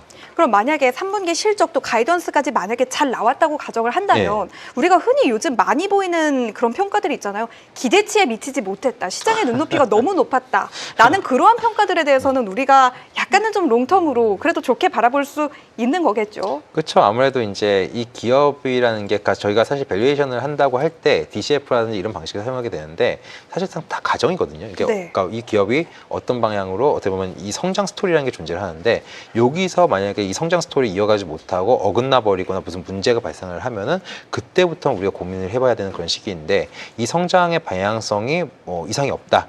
그렇다라고 하면은 오히려 주가가 빠졌을 때는 기회가 될 수 있다라고 보는 거죠. 알겠습니다. 저는 이 부분에 있어서 개인적으로는 구글을 되게 오랫동안 봤었고 그런 관점에서 정말 현 CEO님이시죠. 네. 피차 순다이 그분이 정말 실적 숫자 잘 발표하고요. 네. 일 잘하잖아요. 그렇죠. 네. 그리고는 가이던스 시장 예상치만큼 잘 발표했어요.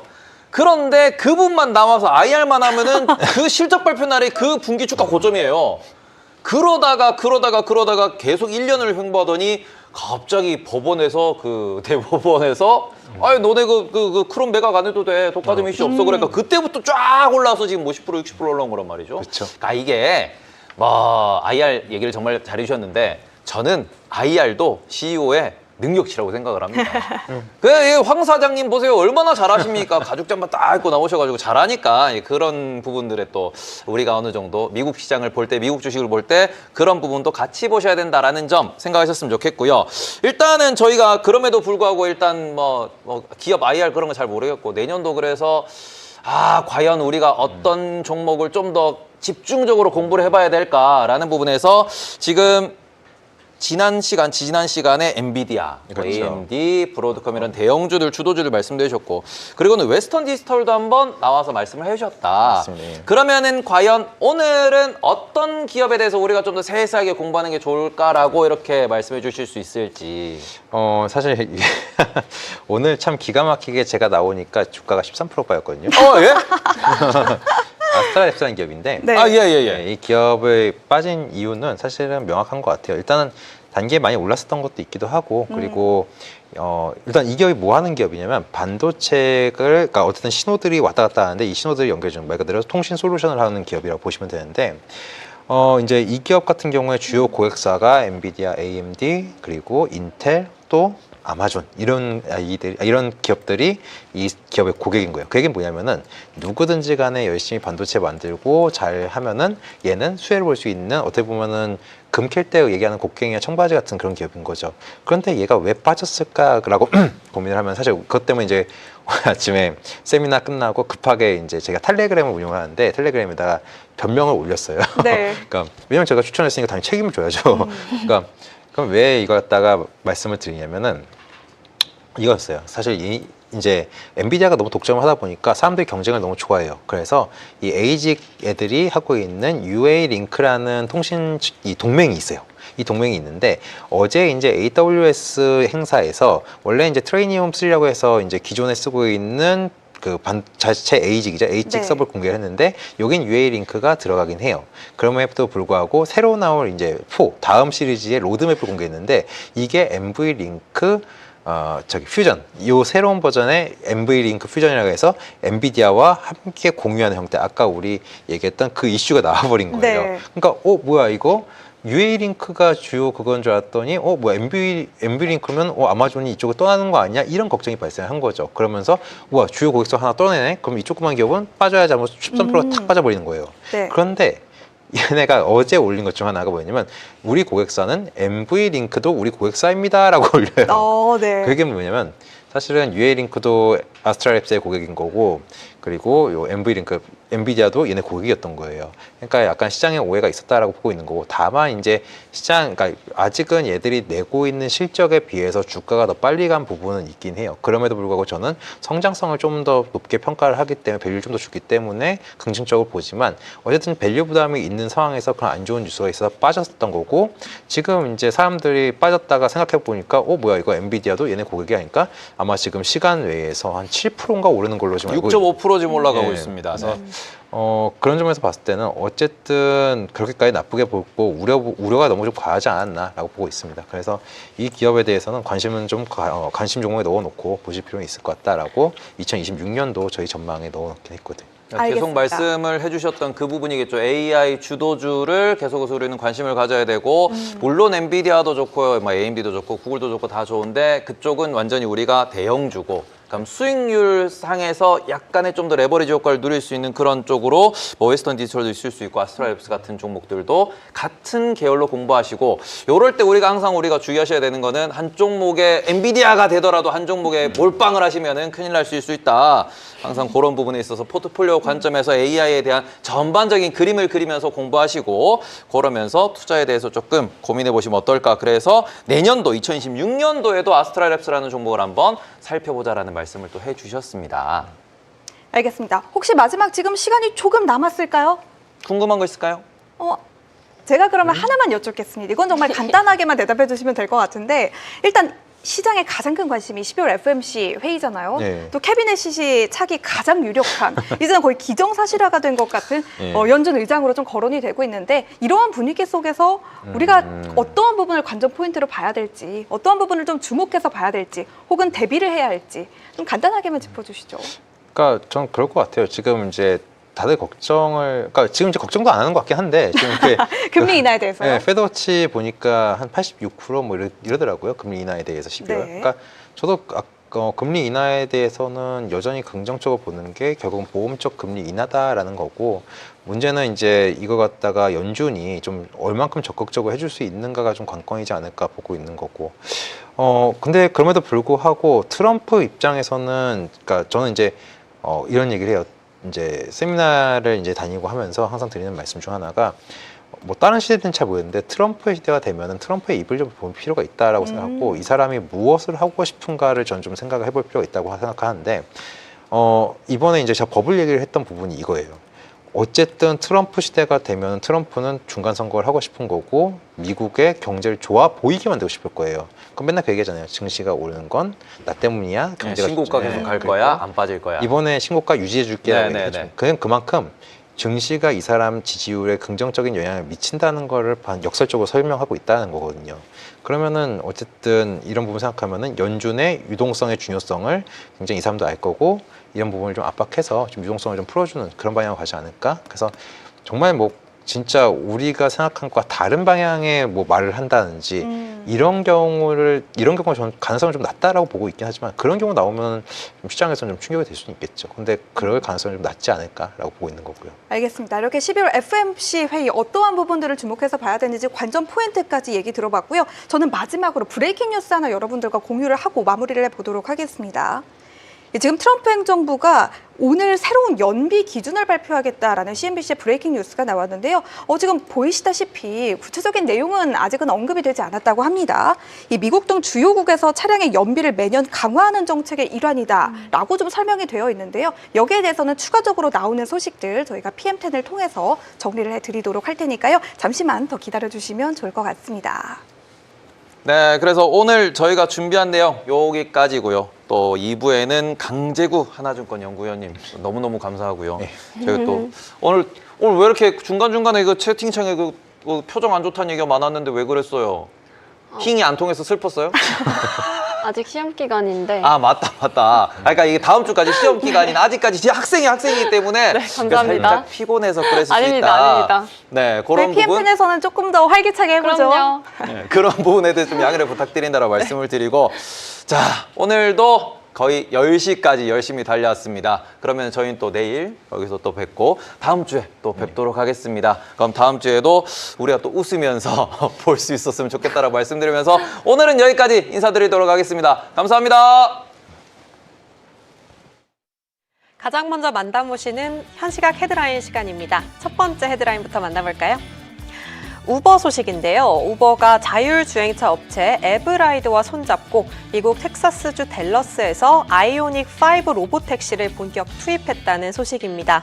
이는 양사가 예고했던 파트너십의 실제 운행 개시로요. 우버가 또 다른 주요 도시에서 무인주행 서비스 확대에 나선다는 소식입니다.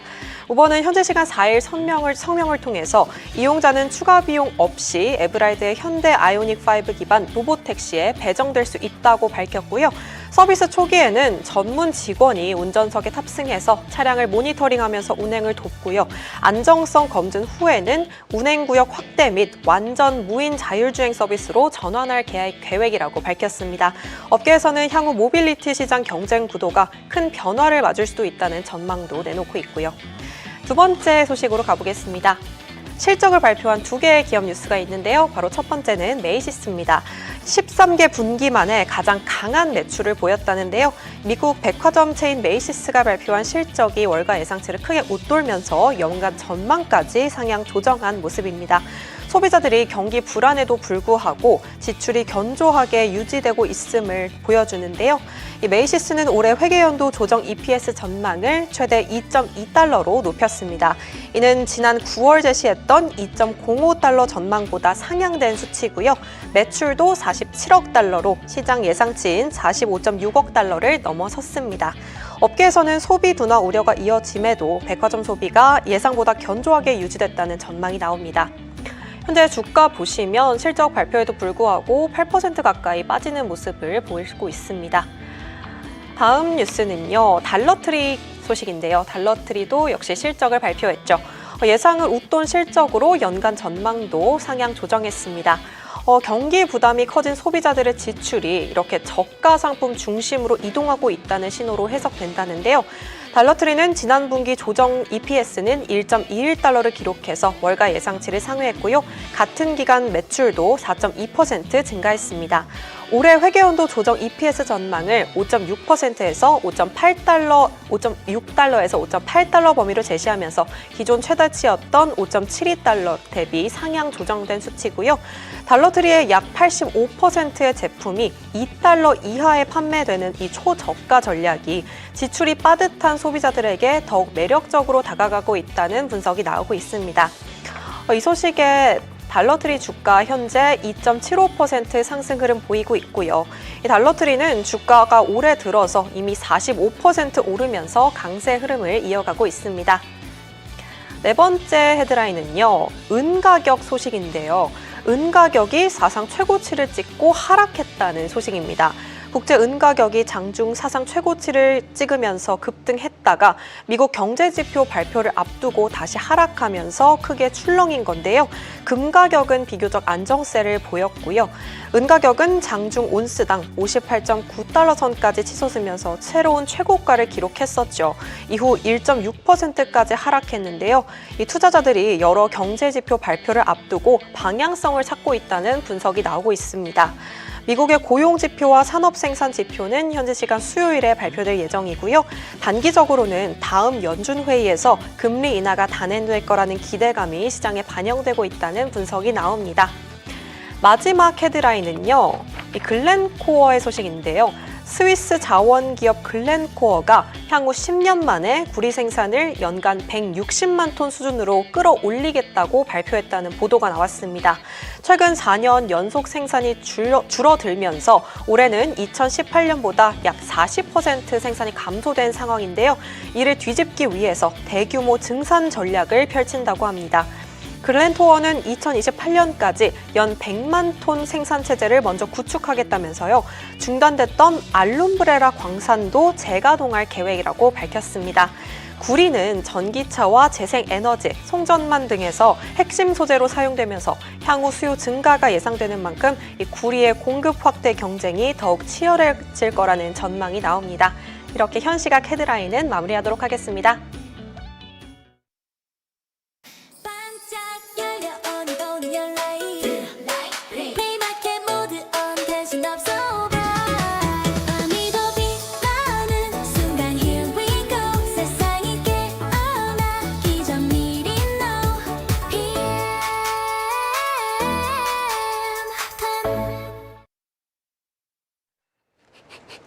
네, 최박인민의 PM10 오늘도 시작해 보도록 하겠습니다.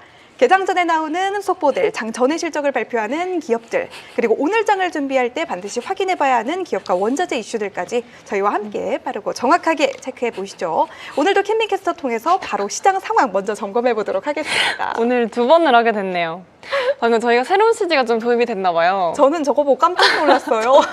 저도요. 미리 말씀해 주셔야 되는데 아무튼 네, 아주 절미하고 시장 상황 짚어보도록 네. 하겠습니다. 오늘 전반적으로 어제 장에서 기술주가 좀 반등을 했고 그리고 비트코인 시장도 사실 어느 정도 반등을 좀 해서 네. 시장의 온기가 좀 돌았는데 오늘 역시도 시작이 좀 상승 예감이 좀 이어질 것 같은 그런 기분이 좋은 듭니다. 느낌이 좀 드네요. 네, 그러면 온도도 한번 살펴볼게요. M7 종목들 위주로 먼저 볼 텐데 오늘 전반적으로 엔비디아 쪽으로의 분위기가 또 좋은 것 같고 오라클 쪽으로도 1%대 넘는 또 강세의 불이 들어오고 있어요. 네. 그리고 아마존 쪽으로는 이슈가 있었습니다. 이 최신 AI 칩 트레이니움 3를 출시한다라는 내용을 제가 아까 짚어드렸죠. 네. 그 영향으로 인해서 오늘 좀 그래도 0.4%대 강세 움직임 선물 시장에서 보여주고 있고요. 엔비디아 같은 경우는 마찬가지로 현재 아마존과의 이런 확대 소식, 파트너십 확대 소식과 더불어서 CFO가 이 시장에서 우려하는 AI 버블 우려는 없다. 약 6개월 내에 블랙웰 기반으로 훈련된 AI 모델이 또 등장할 것이다 라고 한번 언급을 하면서 이렇게 시장에는 좀 그린라이트를 켜주는 모습이 현재 포착이 되고 있습니다. 네. 사실 전반적으로 오늘은 좀 M7 종목들의 이슈가 사실 그렇게 많지는 않았어요. 네. 그래서 시장이 조금은 그래도 잘 갈 것 같은 움직임을 좀 보여주고 있다라는 점 체크가 되고 있고요. 다음으로 마켓무버 함께 살펴보도록 하겠습니다. 네.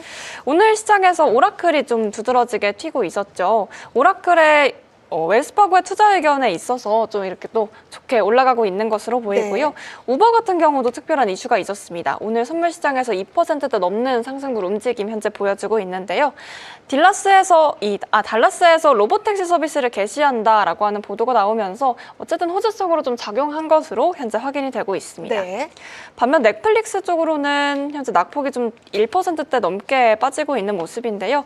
컴캐스트 합병 추진에 따라서 이 넷플릭스와 또 파라마운트 관련해서 이 3파전 구도에 영향이 있을 것이다라고 하는 내용이 좀 영향을 준 건지 네. 어쨌든 좀 빠지고 있는 분위기가 펼쳐지고 있고요. 뭐 인텔과 마이크론도 오늘 소폭이지만 하락하고 있는 분위기가 보이고 있습니다. 알겠습니다. 제가 첨언을 한마디만 더 해드리자면 요 마이크로칩 같은 경우 지금 프리마켓에서 3% 넘게 좀 상승불을 켜주고 있는데 2026 회계연도 3분기에 대한 가이던스를 상향 조정했다라는 소식까지 나왔으니까요. 여러분들이 이런 점들까지 한번 좀 개장 전에 체크를 해보시면 좋을 것 같습니다. 그러면 저는 유가와 암호화폐 시장 상황 지금 어떻게 흘러가고 있는지 여러분들과 함께 체크를 해보도록 할게요. 한동안 좀 많이 주저앉았던 국제유가가 오늘은 1%대 다시 한번 좀 반등하는 흐름이 나와주고 있습니다. 이 러우 전쟁에 대한 평화 협상안이 좀 긍정적으로 진전을 보이고 있다라는 네. 이야기들이 일전에 들려오면서 유가가 큰 폭으로 떨어지는 모습을 보였는데 여기에 대해서 다시 한번 좀 갈등이 이어지고 있다라는 기사들이 새롭게 등장하면서 유가는 1%대 오름폭을 키워주고 있는 것으로 보여지고 있습니다.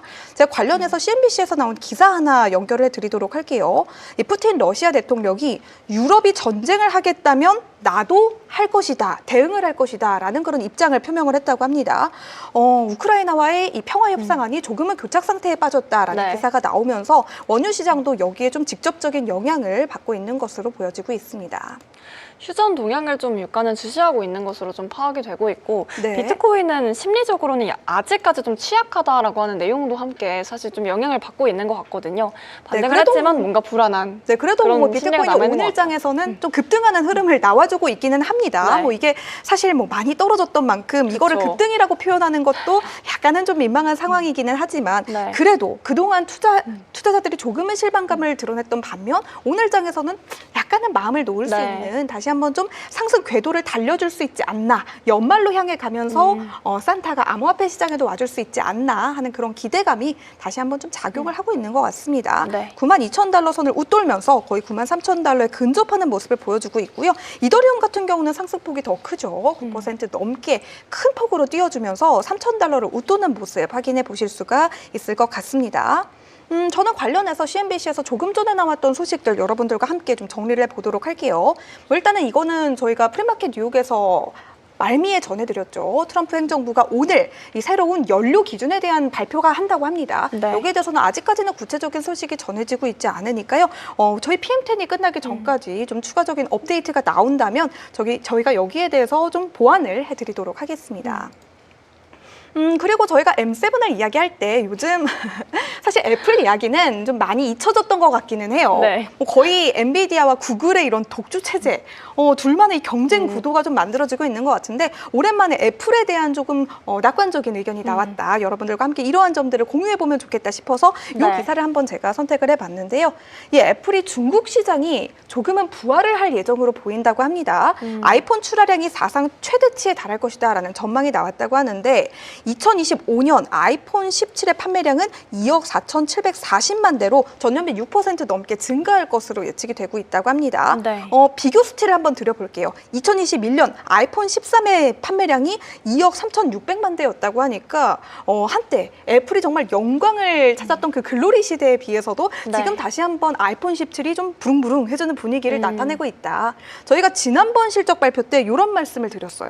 아이폰 17의 극 초기 물량, 초기 판매량만이 이번 실적에 반영이 됐다라는 말씀을 드렸기 때문에 네. 다음 분기 실적에 대한 투자자들의 기대감이 더 커지고 있는 상황이라고 여러분들이 좀 파악을 해보실 수가 있을 것 같습니다. 저도 개인적으로는 네. 이 AI라는 키워드에 이제는 애플이 약간은 좀 뒤처져 있지 않나라는 우려가 존재는 하고 있지만 네. 하드웨어적인 측면에서는 사실 애플을 따라갈 만한 기업이 아직 많지 않거든요. 그리고 이 아이폰이라는 브랜드가 가지는 그 브랜드 가치가 또 우리가 가지고 있는 그러한 오랫동안 쌓아왔던 이미지가 있기 때문에 여기에 네. 대해서 하드웨어적인 측면에서 애플이 조금은 두각을 나타내줄 수 있지 않을까 하는 생각을 다시 한번 해보도록 하겠습니다. 네. 그리고 오라클에 대한 투자 의견은 민캐스터가 앞서서 말씀해 주셨는데요. 저도 간단하게만 살펴보도록 할게요. 웰스파고가 오라클에 대한 투자 의견을 280달러로 제시했다라는 소식입니다. 현재가 대비 39%, 거의 40%에 가까운 업사이드 여력이 있다라고 보시면 될 것 같으니까요. 뭐 오라클에 대해서는 우려하시는 분들이 정말 많으시겠죠. 뭐 오픈 AI와 마찬가지로 자금 조달 또 부채에 대한 이야기들이 꾸준하게 나오고 있는 기업인데 여기에 대해서 우리가 다시 한번 조금은 그래도 마음을 좀 놓을 수 있는 기사가 되지 않을까 하는 네. 마음에서 이 기사까지 한번 전해드리도록 하겠습니다.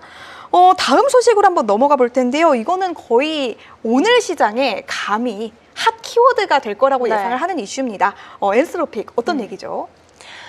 사실 제가 잠깐 놓친 게 있는데 아까 시장 상황 좀 읊어드리면서 오늘 네. 지표 관련돼서 발표 예정이라는 걸 좀 놓쳤어요. 네. ADP 비농업 취업자 수 10시 15분에 나올 예정이고요. 또 ISM 서비스 PMI 등 지수들도 자정을 기점으로 발표가 되니까 이 점도 함께 체크해 보실 필요가 있겠습니다. 사실 엔스로픽 관련해서는 아까 저희가 이야기를 좀 나눴어가지고 네. 그 내용은 조금 저희가 생략을 하고 네. 다음으로는 오라클 쪽으로 이슈를 조금 더 자세히 짚어드리려고 합니다. 알겠습니다. 이 글로벌 기술 투자 심리가 AI 광풍 속에서 좀 출렁이고 있는 모습이 나타납니다. 특히 이 오라클의 최근 신용 부도 스와프 CDS 프리미엄이 연 1.28%까지 오르면서 2009년 이후로 최고치를 기록을 했는데요. 올해 6월 0.36% 수준과 비교하면 3배 이상 급등한 수치입니다. 배경에는 아무래도 AI 인프라 투자 확대와 또 대규모 회사채 발행 등 다양한 이유가 좀 복합적으로 작용한 것으로 보이고요. 오라클은 오픈 AI와 협업해 AI 프로젝트를 함께 진행하고 향후 수천억 달러 수준의 수익을 좀 기대하고 있지만 시장에서는 아직 실제 수익으로 연결되기까지 좀 시간이 걸릴 수 있다라는 점에 특히나 주목을 받고 있습니다. 전문가들은 현재 분위기가 닷컴 버블을 일부 닮았다고 저희가 계속 이야기를 했었잖아요. 이렇게 부채 증가가 계속되면 CDS 비용이 2008년 수준까지 오를 수 있다라고 또 경고를 하기도 했고요. AI 투자 열풍 속에서 기업들의 빚더미 투자와 또 이 비용 급증이 이어진다면 채권 투자자들이 체감하는 리스크 역시도 또 빠르게 이어질 수 있는 만큼 이 점도 함께 유의를 해보셔야겠습니다. 알겠습니다. 오라클에 대한 이야기는 정말 아직까지는 그렇죠. 양가적인 입장이 좀 공존하는 것 같습니다. 그만큼 기대감 또 그에 대한 우려가 좀 동시에 나오고 있는 기업인 것 같은데 여기에 대해서 분명히 오라클이 가시적인 성과를 좀 보여줘야 하는 모먼트가 한 번은 있어야 하지 않나라는 생각이 좀 드는 것 같고요. 그래도 월가에서는 여전히 오라클을 좀 긍정적으로 보는 기관들이 적지는 않은 것 같습니다. 그만큼 오라클이 보여줄 수 있는 이 무언가 포텐셜에 대한 기대감이 여전히 남아있다라고 보실 수가 있을 것 같은데요. 다만 그래도 이 CDS 프리미엄에 대한 이야기는 꾸준하게 나오고 있는 이슈니까요. 여러분들이 투자를 하신다면 분명히 조금 보수적이고 신중하게 접근해야 하는 그러한 모먼트도 있다라고 말씀을 드려보겠습니다. 다음 문제가 이어받아서 기업들의 실적 한번 살펴보도록 할게요. 일단은 오늘 장 전에 실적을 발표하는 기업에는 달러트리가 있었습니다.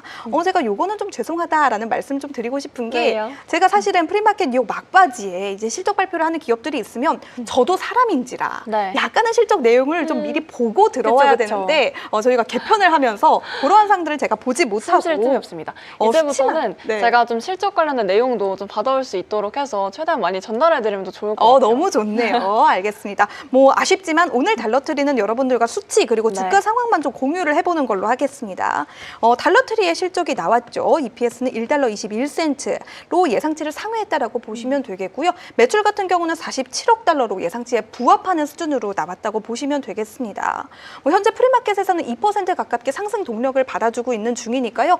또 달러트리 하면 대체적으로 우리가 천원샵이라는 미국의 다이소라는 표현도 많이 사용하는 만큼 어떠한 미국의 소매 지표가 여기에 좀 어떻게 반영이 될지 미국의 소매 동향이 이러한 기업들의 실적에는 또 어떠한 방식으로 적용이 될지 이런 부분들까지 여러분들이 좀 챙겨가 보시면 좋을 것 같습니다.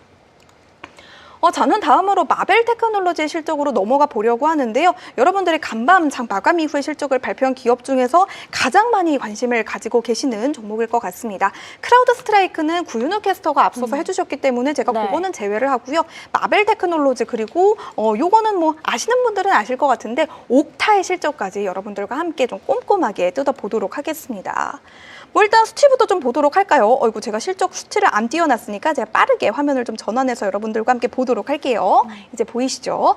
3분기 실적입니다. EPS는 76센트, 매출은 20억 8천만 달러로 모두 예상치를 웃도는 호실적이 발표됐다고 보시면 되겠습니다. 매출의 경우에는 전년비 37% 급증한 수치로 나왔다고 하고요. 현재 프리마켓에서 주가를 보시면 10% 넘게 좀 시원하게 달려주는 모습을 보여주고 있습니다. 이 마벨 테크놀로지는 역대 최대 규모의 실적이다, 어닝 서프라이즈다라는 표현들을 외신들에서 여러 차례 좀 사용을 하고 있는데요. 주가 같은 경우 제가 방금 전에 말씀을 드렸지만 벌써 프리마켓에서부터 두 자릿수 상승률을 보여주고 있죠. 네. 지난 4월 이후 최대 1일 상승폭을 기록할 예정이라고 합니다. 마벨 테크놀로지, 제가 이게 무슨 기업인지를 말씀을 안 드렸네요. 마벨 네. 테크놀로지는 대표적인 반도체 기업이라고 보시면 되겠죠. 가이던스 이야기로 한번 넘어가 볼게요. 마벨 테크놀로지는 가이던스도 꽤나 좋은 편으로 제시를 했습니다.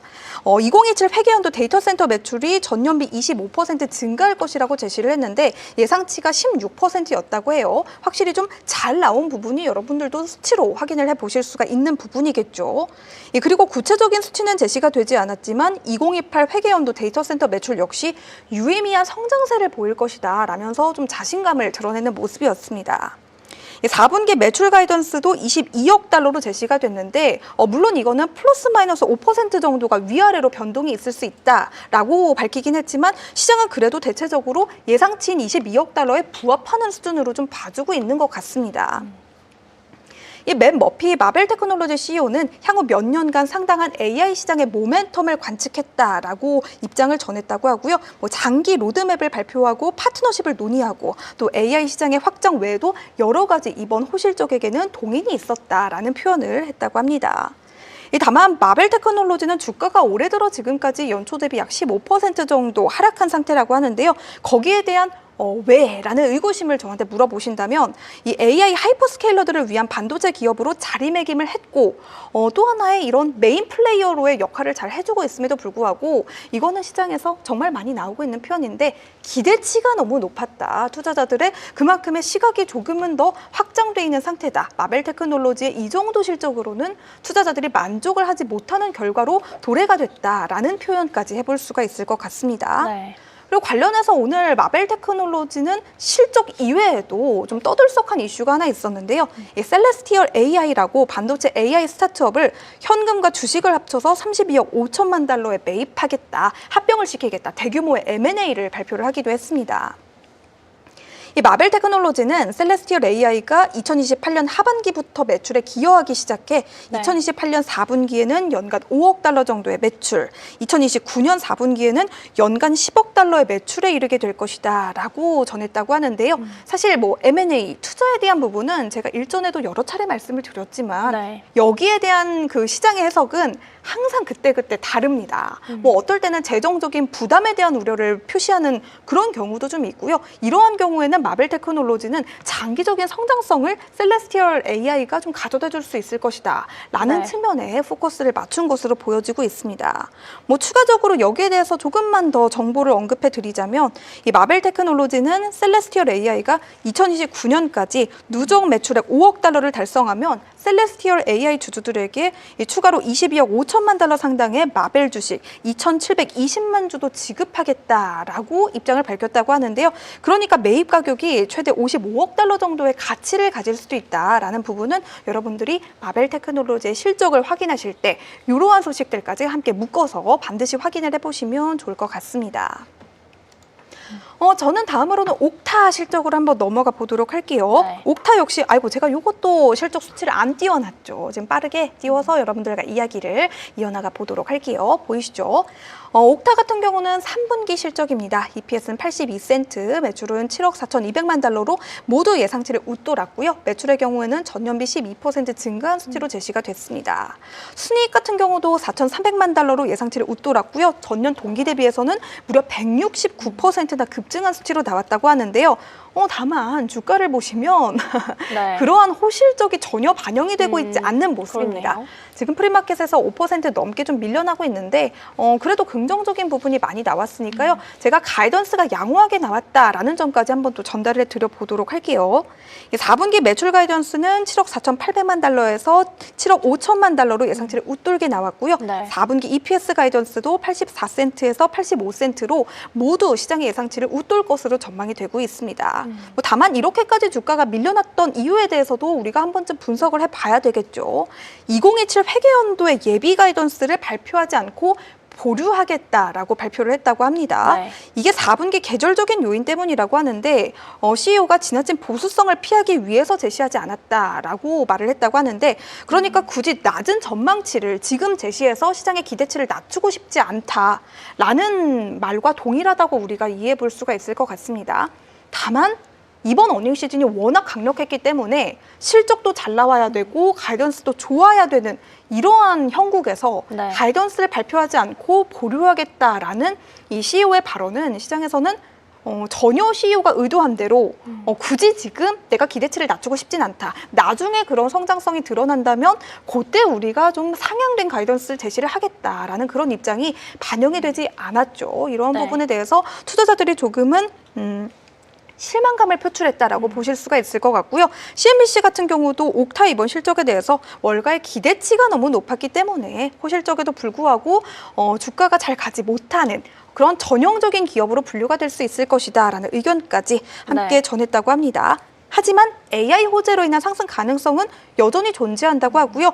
CEO의 말에 따르면 아직까지는 이러한 AI 성장 모멘텀이 옥타의 이번 분기 실적에는 반영이 되지 않았다고 합니다. 그러니까 조금만 기다린다면 장기적인 관점에서는 우리 옥타가 잘 나갈 수 있을 것이다 라는 그런 의견을 피력했다고 보시면 될 것 같습니다.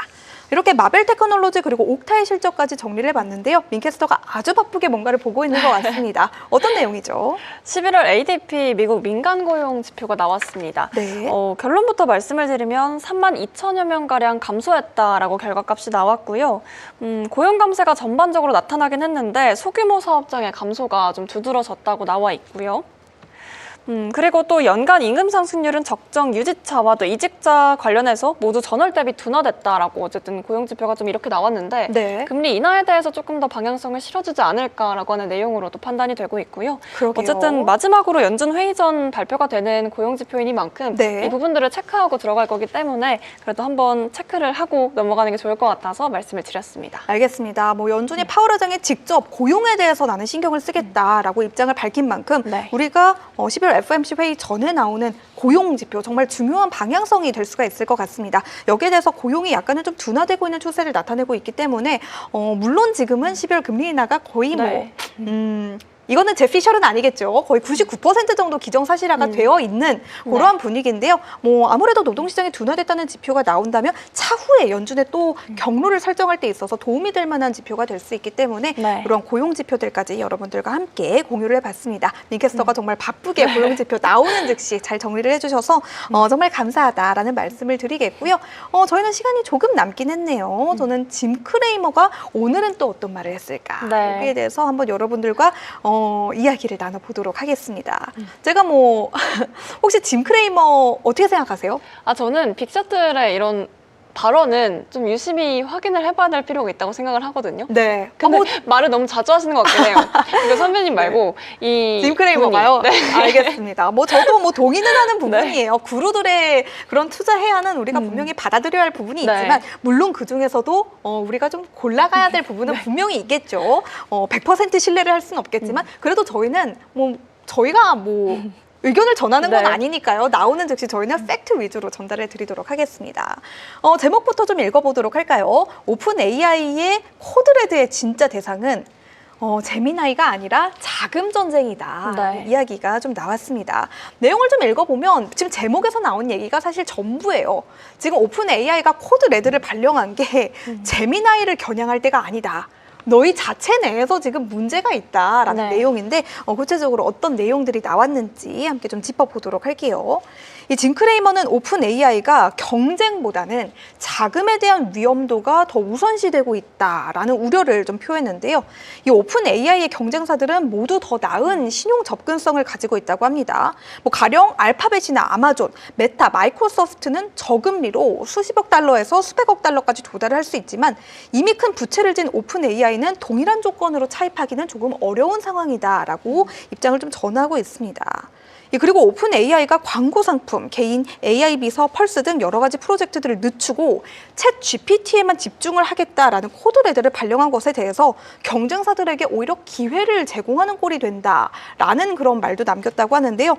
예시로 언급된 바를 좀 제가 살펴봤더니 메타 같은 경우는 광고 사업에 대한 압박이 오픈 AI의 이번 행보로 인해서 약간은 줄어들 수 있다고 하고요. 네. 아마존도 알렉사를 재정비할 시간을 벌 수 있다고 합니다.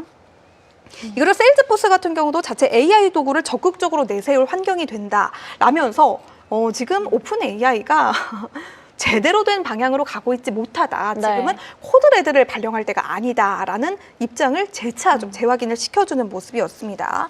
그러면서 크레이머는 챗 GPT와 제미나이 3를 만약에 비교를 한다면 누가 더 정확한 답변을 하느냐의 싸움은 아니다. 이 배포력 그리고 이용자의 습관에 대한 싸움이다라는 이야기도 남겼는데 이런 면에서는 제미나이 3가 챗 GPT에 보다 훨씬 더 찾기 쉽고 믿기 쉽다. 그러니까 한마디로 제미나이 3가 훨씬 더 지금 상황에서는 우선시되고 있다라는 표현을 좀 한 것으로 보여지고 있습니다. 네. 그리고 짐 크레이머는 여기에 더해서 증시를 최근에 흔들고 있는 요인이 시장이 너무 승자 독식의 원리를 추구하고 있다라면서 이러한 부분에 대해서도 좀 우려하는 모습을 보였는데요. 그러니까 저희가 계속해서 해왔던 말이겠죠. AI 시장이 확장되고 있음에 의미를 두어야 하는데 우리가 너무 엔비디아가 1등을 할 것이냐, 구글이 1등을 할 것이냐, 뭐 오픈 AI가 거기서 승기를 잡아갈 것이냐 하는 그러한 무의미한 싸움보다는 우리가 AI 시장 전반이 좀 확대되고 있다라는 쪽에 포커스를 맞추는 게 좋다라는 이야기를 남겼다고 합니다.